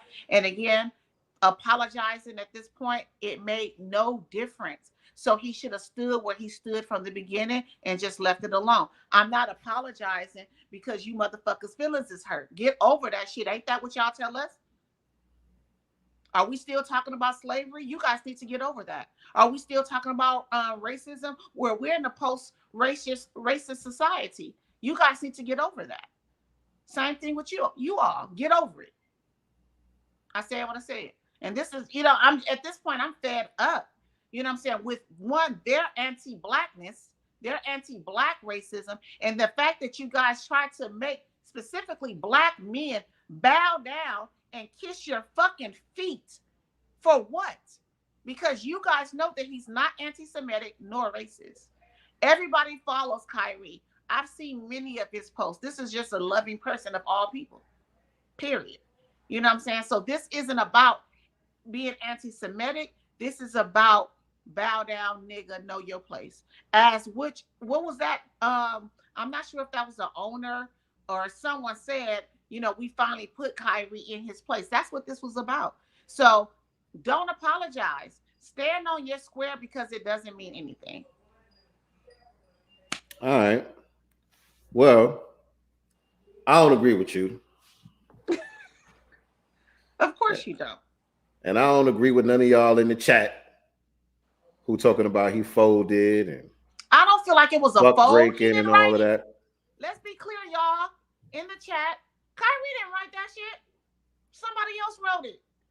That was you talking about the statement? That's how I look at it. Talking about the statement? Yeah. That was from that was from his team. That was from his team. Yeah, so that's how I look at it. I don't look at this as him folding or bowing down. I'm just speaking in the context of if this was him actually speaking. I know it wasn't him. We know that he has a team. This is something that they wrote up, in his name. And so, okay, looking at it for what it is, being that it was something that was wrote up from his team, he still had to approve it. Do you think that was a good move, or he shouldn't have even approved that? Honestly, I don't think that he should have approved that, to be honest, because it made no fucking difference. Because after that came the list of fucking demands. We're not satisfied. Okay. So at this point, and not to say that he knew that they were going to say, we don't, accept your apology, and here's our list of demands. You know what I'm saying? But from my understanding prior to this, one, he gave his apology, and did he not agree to donate $500,000 to different organizations? So again, at this point, for what? Okay. For what? Okay. Now let me tell you. When they do something racist, when anyone does anything racist, who donates money to the black community or a black business or something? What? You know why they don't? Taking these people down for money. They don't even fucking need it. You know why they don't? Because like Don Imus said, there is no black community. What black community? Who are you going to give the money to? That is really going to have an effect on black society. You going to give it to the NAACP? That's white. Who you going to give it to? You know what I'm saying? But let me tell y'all why I disagree with y'all though. Even the damn reporters was on some nigga say sorry type energy. Now I agree with y'all on what they were trying to do. Those of y'all saying they trying to buck break them and this is buck breaking and all of that. I agree with that. This is exactly what they were trying to do, but I believe that they were unsuccessful with buck breaking Kyrie Irving. Kyrie did not fold. Kyrie did stand on his square because he didn't say anything different in his apology than what he said in his initial interview. When they first was getting on him after the game about posting the link, he said he didn't agree with everything in the movie. And so he's still saying that. He didn't switch that up. He's saying, look, I don't agree with everything in the movie. Some of that shit wasn't true. And so again, I didn't see the movie, but the part that, because people are having questions that they're not specifying, and a lot of them are not specifying. But the part that Rosenberg specified was that they said that the Holocaust didn't exist. And I don't remember that part. And that's kind of in the apology statement too. I had no intention to disrespect any Jewish cultural history regarding the Holocaust. So I believe that that's what that's referring to. So if it says that in the movie, then that is false and that is wrong to say, and that is but my thing is, he didn't fucking say it. He didn't apologize for saying it. But my thing is, he didn't say it to begin with. Let me cook. Because I need to be clear. I need y'all to understand why my stance is what it is. The way he's wording what he's saying. Look, let's go to the wording. Let me back up a little bit.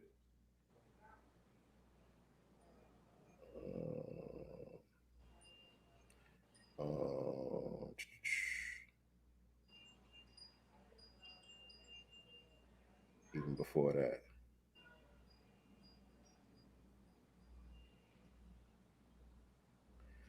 To all the Jewish families and communities that are hurt and affected from my post, I am deeply sorry to have caused you pain, and I apologize. Pain.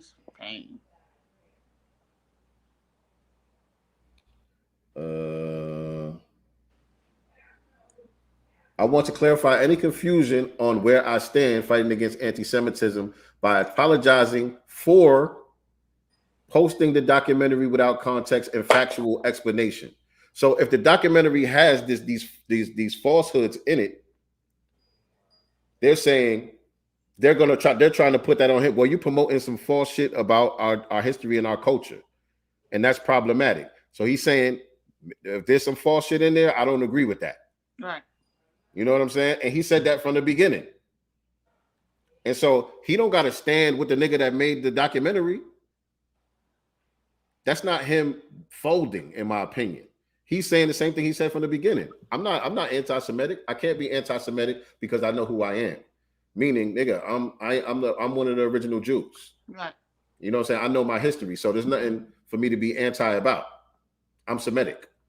He stood on that. He didn't change that. And the reason why I say that he didn't fold is because even up until now, after the apology, all of this stuff, they are still not satisfied because he didn't break. He didn't fold. He didn't do what they wanted him to do. He didn't bow to their demands. And as far as the list of demands is concerned, you saying why apologize when it didn't make a difference anyway? Yeah, they put out their list of demands after that, and he stood on his square. And now we're seeing the Farrakhan effect, and they're backing up off of that list of demands. Well, they kind of flip-flopping around about it a little bit. They want to stand on it, but let's get to that. I'll stop sharing it. Whoa. Damn. I wanted to do the Stephen A shit next. But since we're talking about that, let's get to what I'll go back to that video in a second, but let's get to Adam Silver and the Nets owner. So at first, Adam was saying Commissioner Adam Silver disappointed Kyrie Irving didn't apologize. Now he said that after Kyrie apologized. They were calling his apology a non-apology, right? They weren't accepting of it. So Commissioner Adam Silver disappointed Kyrie Irving didn't apologize. Kyrie Irving will make a donation to anti-organizations and said he opposed hatred and oppression, but NBA Commissioner Adam Silver doesn't think it's enough, right? Right. And so now, after that, Kyrie didn't change anything about what he said, but Adam Silver comes back after Farrakhan effect now. We still on the Farrakhan effect. Everybody after this, when y'all share this out, make sure you use the hashtag Farrakhan effect. NBA's Adam Silver has no doubt that Kyrie Irving is not anti-Semitic. But you doubted it. You doubted it yesterday, sir. Right. Adam Silver says he has no doubt that Brooklyn Nets star Kyrie Irving is not anti-Semitic after the two had what the NBA commissioner called a direct and candid conversation early this week at the league's headquarters in New York. Silver, who is Jewish. Couldn't that have happened prior to you issuing statements and shitting on his name and calling him anti-Semitic and shit like that? Shouldn't you have made that phone call before you guys went public in defaming this person, this man? Absolutely. And so with that being said, y'all owe Kyrie an apology. Yeah. Publicly. You shouldn't be just saying, I have no doubt that he's not anti-Semitic. That should be coming with an apology also. Yep. And a donation. And all that back pay. Mm-hmm. Yeah. You know what I'm saying? So boom. So for me, this is proof that Kyrie didn't fold. They folded. So they backed up off of their stance. They were trying to play hardball and say, nah, that's not good enough. We need you to do this, that, and the third. He didn't do this, that, and the third, and now they're backing up. Just like they did during the pandemic when he refused to take the shots. Now, do you think that that's what this is about too? That they were still trying to punish him about not taking the shot, and then also all of a sudden, right after all this or during this time, you have a judge saying, "Wait a minute, you guys owe all these people that lost wages and their jobs." Absolutely. And I hope he get every dollar back. Because they did, if I'm not mistaken, they did suspend him without pay, correct? Yes. For the games that he didn't play, he didn't get paid. In New York. For the games that he couldn't play, he couldn't get paid. Yeah. Mm-hmm. So New York games, California games, any of the states that had those rules, where he couldn't play. So Joe Tsai, he's kind of all over the place with it. This was November 11th. Black. What's today? Today is I don't know. 13th or the 12th? It is the 13th, I think. Okay, so this was 2 days ago. He tweeted out, Clara and I met with Kyrie and his family yesterday. We spent quality time to understand each other, and it's clear to me that Kyrie does not have any beliefs of hate towards Jewish people or any group. He ain't Jewish, so why did he give a damn anyway? Mr. Genocide, Mr. Funding Genocide in China, Mr. what is that? Alibaba? What is that little internet thing? Yes, Alibaba. Yeah, there you go, Alibaba. Yeah. But are y'all following my logic? Are y'all following why I'm disagreeing with y'all? Yeah, absolutely. I do. And I'm talking to y'all in the chat too. Are y'all following why I don't agree with y'all that they buck broke him and that he ended up folding? And his other tweet after that, he said the Nets and Kyrie together with the NBA and MBPA. What's that? Mm-hmm. MBPA. That's what I know what that is. I forgot what that is, but I know what it is though. It'll come back to me. Are working constructively toward a process of forgiveness, healing, and education. Right, but now, like I said, that they owe him an apology publicly, just as loud as they were to defame him. They owe him an apology. Absolutely, they owe him an apology. But that was him 2 days ago. This was him today, I believe. Joe Tsai. Mm-hmm. This was him. The owner of the Nets, right? Yep, the owner of the Nets.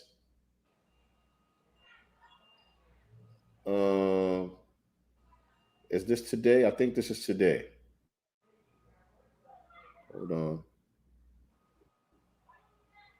Yep, November 12th. November 12th. So Kyrie Irving has to show people that he's sorry before Nets return, according to Joe Tsai. So 2 days ago, he was like, nah, I talked to him. Everything is cool. He don't hate nobody. But now today, again, he's saying, nah, he still has work to do. Nets owner Joe Tsai told the Post he still has work to do. Oh, that was Irving, that was yesterday. Yeah. But okay, that was yesterday. But the tweet was 2 days ago. Wow. The tweet 2 days ago, he said, I spoke to Kyrie and his family. Kyrie don't hate nobody. This was a misunderstanding. And then yesterday, he says he still has more work to do before he could play for the Nets. He has to show people he's sorry. What's important and what people miss is he only apologized after he was suspended. So now somebody yanked the Nets owner's change, like, nah, we can't go this easy on him because we're going to look like we folded. Right. We're going to look like we folded. We trying to break this man, and he breaking us. So we'll see Kyrie, what happens with that. This is the time we need Johnny Cochran. We need. I was saying that the other day at the barbershop. I don't feel like. I mean, we know that there's a network of a lot of Black attorneys, but it's like, where are they at when shit like this happen? You know what I'm saying? Like how Crunk is. Anytime somebody get murdered by police, you know what I'm saying? He's on the scene within 8 hours. This is the type of shit we need Black attorneys on too. Okay. Like there's no more Cochrans at this point. All right.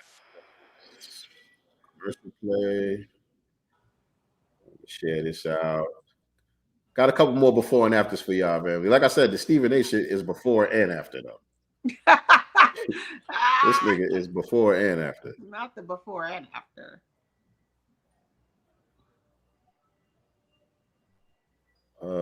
Is that the right one? I think that's the wrong one.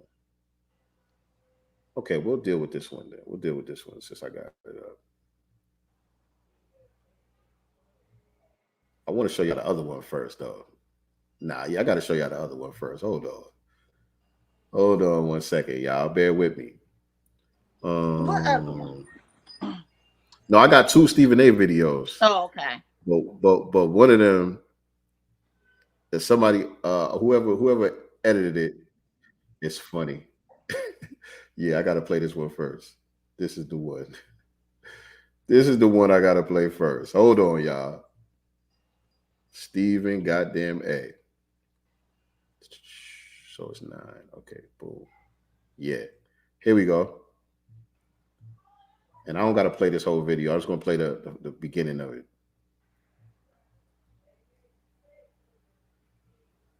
Lord Jesus. Hairline. Look at this hairline. Y'all ain't heard how Black this man been trying to talk lately? Last couple of days, I heard him come on. He talking about, man, I might not be no Israelite, but I believe Adam and Eve was Black, and I ain't about to apologize to nobody for that. He had on his red, black, and green, and all type of shit. I was like, what's going on here? They gave Stephen A. Go sit down, because they hairline. Sit down. We don't believe you, Stephen. Oh God. All right, check Stephen out, man. This man is the worst. It's on the screen, right? Yeah. All right. I would never give him a long-term contract again. He cannot be trusted. And look, I want y'all to peep game. Y'all understand media is warfare, right? I know we're dealing with intelligent Black society over here. Y'all understand media is warfare, right? Mm-hmm. And so the camera work is in conjunction with the antics. Right. You see how they zoom in on him and all of that? Right. That's somebody behind the scenes calling the shots. They wanted to look a certain way. They wanted the message to be delivered in a certain manner. All of that is scientific. Look at it. I would never give him a long contract again. That was rehearsed. That was rehearsed. But let me let it play. I would never give him a long-term contract again. He cannot be trusted. I'm going to be calm when I say this, Key. We are witnessing one of the most delusional athletes in American history. He's lost. Do you think that Kyrie is worth all of this drama? No, he's not. He's not worth it at all. A matter of fact, let me say this straight up and down. I think Kyrie Irving should retire. I think he should announce his retirement today. All right. That was that. My thing is, That was that. Kwame Brown has been saying this since he came out, that Stephen A. Smith has been used on these networks to lower the value of these players' contracts. That's his job. So that's his job. You know, that's his job, is to lower the value of these players' contracts. And the more and more I see of Stephen A. speak, especially when it comes to Black players, because he never has these critiques of white players, even the injured white players. He never devalues them. Right. I agree with Kwame on that. But here goes the after effect, right? Here goes the post. Post Farrakhan. This one, Stephen A. I'll start with you. I think this is it.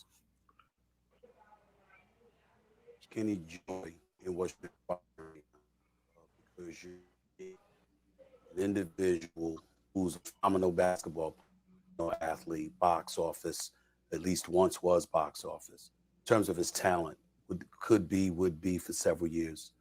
You're watching him disintegrate before our very eyes. And it's all because of stubbornness, because of arrogance. And that's what really shines out in my mind. Let me be very, very clear. Kyrie Irving, I believe, is not a bad person. I don't believe he meant to hurt anyone in any way. The problem is that the same individual that wants to have power with his words, the power to influence and affect the lives, isn't taking the level of responsibility or absorbing the level of responsibility that comes with it. First of all, know what the hell you're talking about. That's number one. When you're talking about your history, it's one thing for you to sit up there and remind people. But y'all see, hold on. Things. Y'all see why I say it's before and after? Mm-hmm. Because he speaks with a forked tongue. You know what I'm saying? He's playing both sides. Not really, because I smell biscuits still. Definitely the biscuits are there. And this wasn't even the one that was after, I don't think it was. But yeah, he's trying to say he's a good guy, but at the same time, you know, he's throwing him under the bus. It's both sides of the fence shit. Is there enough money? And I guess, you know, we don't have that type of, we haven't had this type of access to resources, you know, millions of dollars in contracts, being on television, you know, being seen by millions of viewers, you know, every day or a few times a week, whatever the case may be. You know what I'm saying? Could you see yourself selling your people out in this way, knowing the very people that you're selling your people out has the same history, you know, of breaking its tools, such as yourself, Stephen? You know, could you see yourself doing that to your people publicly like this? Like, I just really can't see that. I can't see myself lowering myself to this right here. I can't. I don't have the heart to do something like that to my people. I just don't. Damn it. I don't know. I don't think that there's enough that you can give me to do this to my people. Right. I mean, you know, some of us are built that way. A lot of us are not, unfortunately. And I'm sure maybe he thought the same thing until they waved, you know, a biscuit in front of him. I don't know. Right. But hold on. Let me get to this part right here. Here you go.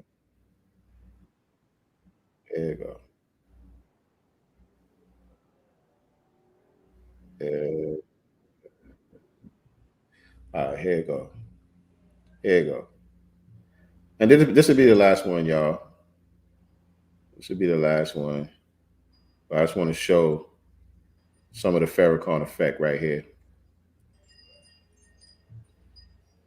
All right, here we go. You're still not back. I'm calling. They've been gone for exactly an hour. Let me call him.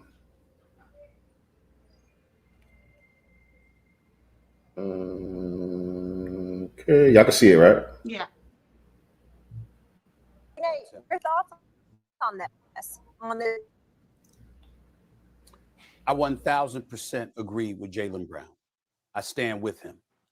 And I know that's saying a lot because we know how critical I can be and have been of Kyrie Irving. But this is excessive. The fact of the matter is that right now you're engaging in emasculation based on the reports about how the Nets have a checklist of things that they need Kyrie Irving to do. Okay, now be clear, Tim Legler. He brought it on himself. I'm fully knowledgeable about that. Him putting out a tweet, you know, supporting a film with anti-Semitic tropes and stuff like that was inexcusable. It was insensitive, it was juvenile, it was stupid. Okay. And the kind of heat that he's brought upon himself thus far is self-inflicted and largely, if not entirely, of his own volition. That's what I'm saying. So Stephen A. has the forked tongue. Is this the thing with Stephen A? See, look, like I said, he's been given his permission slip to defend Kyrie. He's using the same talking points, talking about the emasculation. He used emasculation instead of buck breaking. You know what I'm saying? Talking about the emasculation and raising the level of embarrassment and all of that. This is a bridge too far with these list of demands. All of them have been told that they're allowed to draw the line with this list of demands. Mm-hmm. They all said the same thing. But the thing about Stephen A. is, even though they're telling him to say this, he really don't want to defend Kyrie. He really doesn't want to. He doesn't want to defend Kyrie. What has he said about Brett Favre, by the way? Anybody know? Anybody in the chat knows of any statement Stephen A. Smith has said about Brett Favre and what he did to Mississippians? I'm just asking. Do your Googles and send me the link because I ain't seen it. I haven't seen it. I ain't seen it. And this is why I see why Kwame calls him Stephen A. Bitch. Man. Okay. Sounds so in it goes to show you the coon class needs no skills. None. What's going on, Bad Seed? He was dancing on Brilliant Idiots with Chico Bean. See. Who was dancing on Brilliant Idiots with Chico Bean? I'm assuming that he's talking about Stephen A. Bitch. I ain't see that. Charlamagne Stallion. Yeah, Charlamagne's another one. Oh yeah. Charlamagne is definitely another one. I just have no respect for any of these people. And it's so crazy though, because I'm just waiting. Because Charlamagne is gonna get his heavy. When they come back for him, he ain't gonna know how to recover. Because they're coming for you. I'm just going back through the comments. What you agree with, Star? I missed that part right there. I'm just going back to the comments and see what y'all was talking about. What was it that you agreed with, Star? And shout out to you, by the way. They gonna hang Charlamagne. They gonna hang his ass upside down and right side up. I played the Shaq and Charles Barkley joint last week, but I didn't see that either one of them changed their stance, so that's why I didn't include them in the Farrakhan effect. He thinks he's he swears he's an intellectual. He swears he's an intellectual. All of them do. You know, all of them do kind of think they're intellectual, you know, and that's because they've, you know, been sniffing up white booty for so long. Charles Barkley, no, he ain't no intellectual. Charles Barkley is like a half a step above Herschel Walker.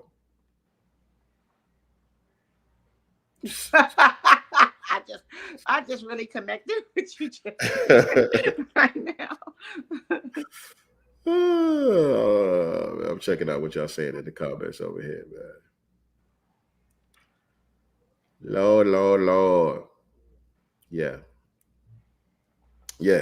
But that's the Farrakhan effect, man. Make sure y'all use the hashtag Farrakhan effect, man. You know, every time you see somebody who was trying to throw Kyrie or Ye under the bus, all of a sudden switching up their stance, we calling that the Farrakhan effect. Use the hashtag Farrakhan effect. I was up at 4 a.m. to watch his address live, and like it just made me feel so good. And so I love Farrakhan so much. I'm not in the Nation of Islam. I'm not a member, but he is my minister too. I claim him, period, point blank. I don't care who like it. I'm not a member of the Nation of Islam, but that is my minister. Yeah, and to be real, he's very fair. Very. You know what I'm saying? He's very like the way that y'all say about me, giving people the benefit of the doubt and all of that. Farrakhan is way more easy on people than me. Right, but when it comes to black people, taught you that? Do you, you know, not that you're, you know, a member, you know what I'm saying, but do you feel like, you know, seeing his teachings and being around some people in the Nation of Islam are studying that taught you that? Absolutely. It comes from the teachings because when you get a thorough understanding of the condition of your people, what actually happened to us, you able to understand, you know, where some of our people may be at in their development, or why they may be in the mental condition that they're in. You know what I'm saying? It's not of their own doing. This is something that happened to us. It was done to us scientifically. And so when you understand that, you're able to give more grace to some of your people. But I'm not as graceful as Minister Farrakhan by any means. I'm just a little more graceful than y'all asses. I love him so much. I love I love the grace that he has for his own people. I love how he lovingly corrects us when we do go hard on each other. He still does it in a lovingly way. But when it comes to white supremacy, though, he's like, yeah, remember he said something, and I'm paraphrasing because I can't remember. He was like, but if y'all wanna, you know what I'm saying? Y'all wanna fight. Yeah, right? Yeah. Like, I was like 89 years old, but still with the shits. You know? Real talk. But still with the shits. I was like, I love this. Like, we come in peace, but we definitely can go to war. You know what I'm saying? And that's one of the things that they say in the Nation of Islam. It's something like we come in peace, but we fight with those who fight against us. That's right. You know what I'm saying? He's so graceful, and it's so crazy because, you know, I've never followed the studies or whatever, but lately I have. I've been, you know, YouTubing videos and stuff. Sometimes I'll go to sleep, you know, to Minister Farrakhan, because just to get an understanding of him, the nation, you know, our people, you know, white supremacy, you know, everything. And it's just something that lately I have heavily, you know what I'm saying, been, you know, studying the minister so much, because he just like, I have never, you know, I grew up in the Christian church. I have never heard a minister talk about his people this way. You know what I'm saying? White supremacy this way, but also giving us the, you know, biblical, you know, the Quran, all of that, you know, the spiritual portion of it. I have never been in the presence of any minister in any church that I've ever graced that spoke to his people this way. Right. And that's what was missing for me. Facts. And the minister, you know, like we said, the minister is extremely graceful with his people, but at the same time, this my minister right here. This right here. This my minister right here. This ain't no damn unity party with punks. This ain't no unity party with people who don't want the true liberation of black people. This ain't no unity party with betrayers and snitchers and hypocrites and weak-minded, weak-blooded, spineless black people. This ain't that kind of party. So you take your raggedy ass on home. But those who want liberation,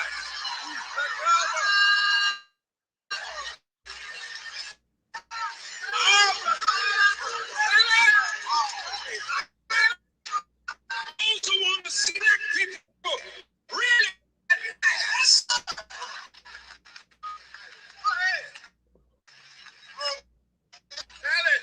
get your raggedy ass out of here. You walk away from these punctified. This ain't no. You walk away from these punctified Negroes. Man. You know what I'm saying? You know what I'm saying? That's the God right there. Yes, it is. And that's a good way to end the show right there.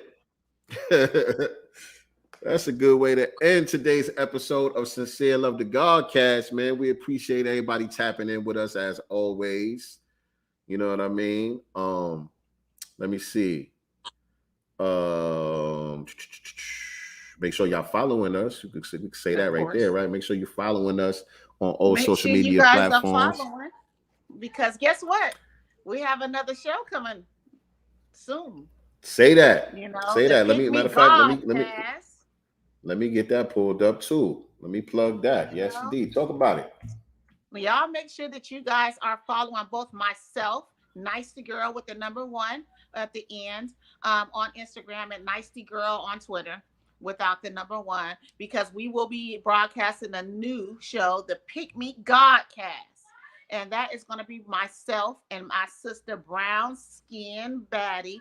And so, yeah, we're going to be countering, these divestors, right? We about to bring some, balance to the conversation when it comes to Black love, Black family, black, but Black love, right? Hashtag Black Love Matters. Black Lives Matter. I'm super excited about, partnering and working with my sister.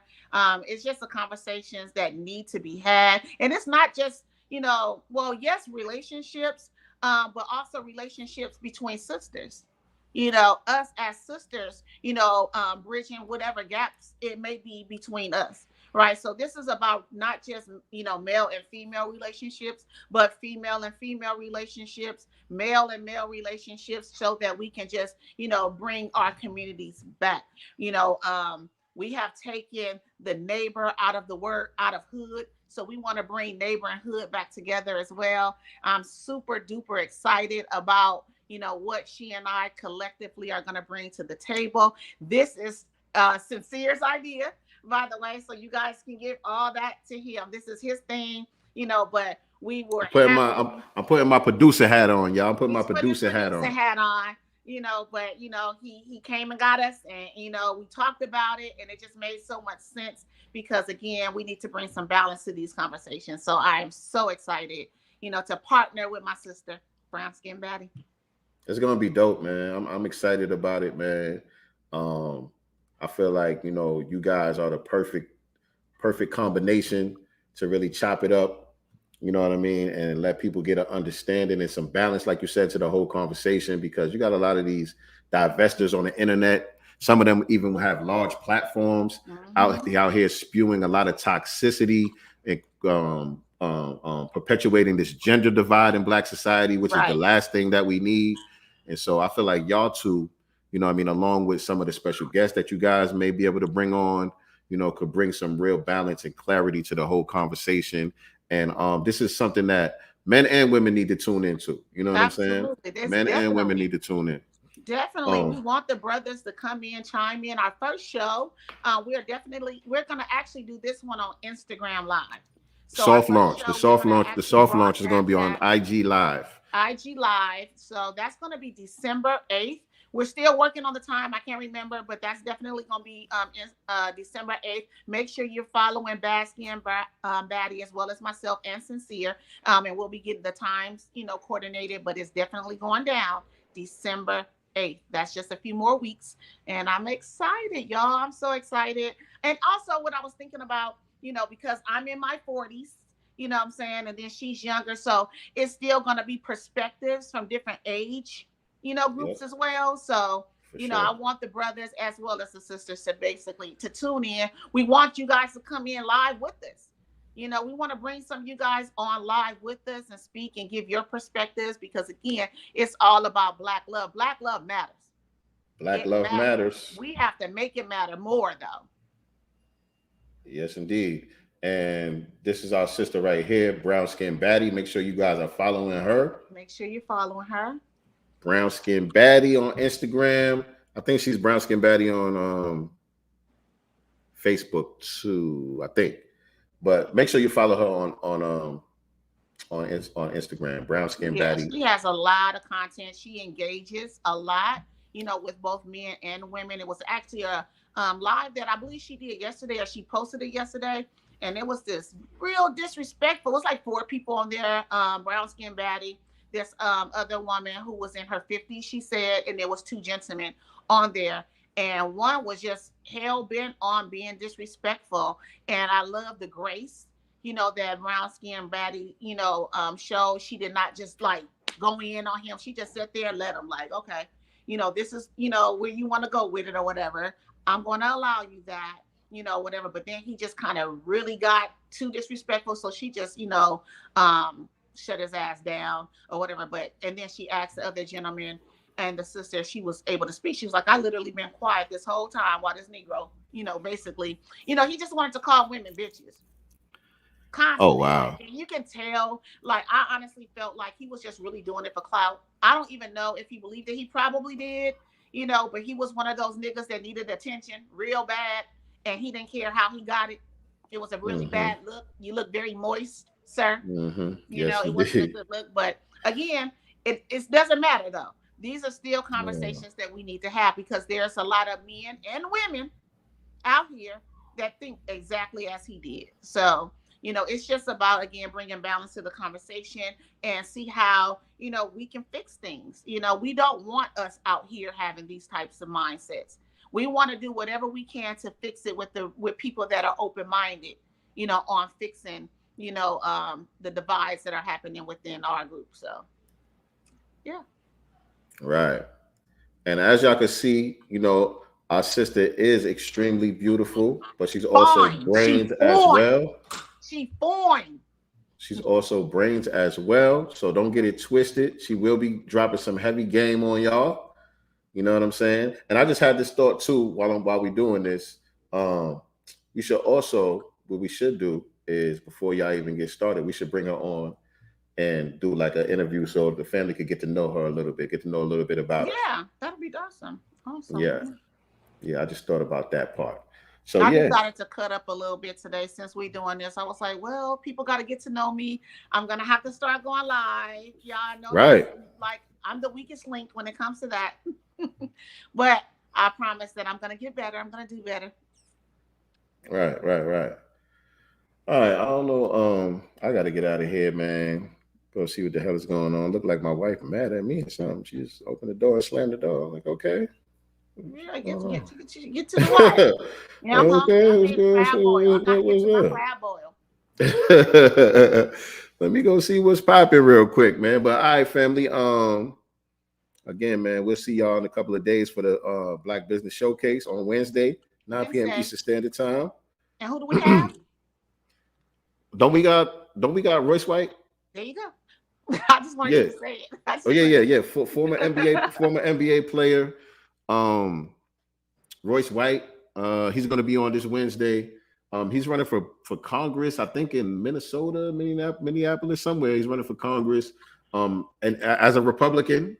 So it's going to be an interesting conversation with that brother as well. So y'all make sure y'all tune in for that Wednesday, 9 p.m. Eastern Standard Time, 6 p.m. Pacific Time.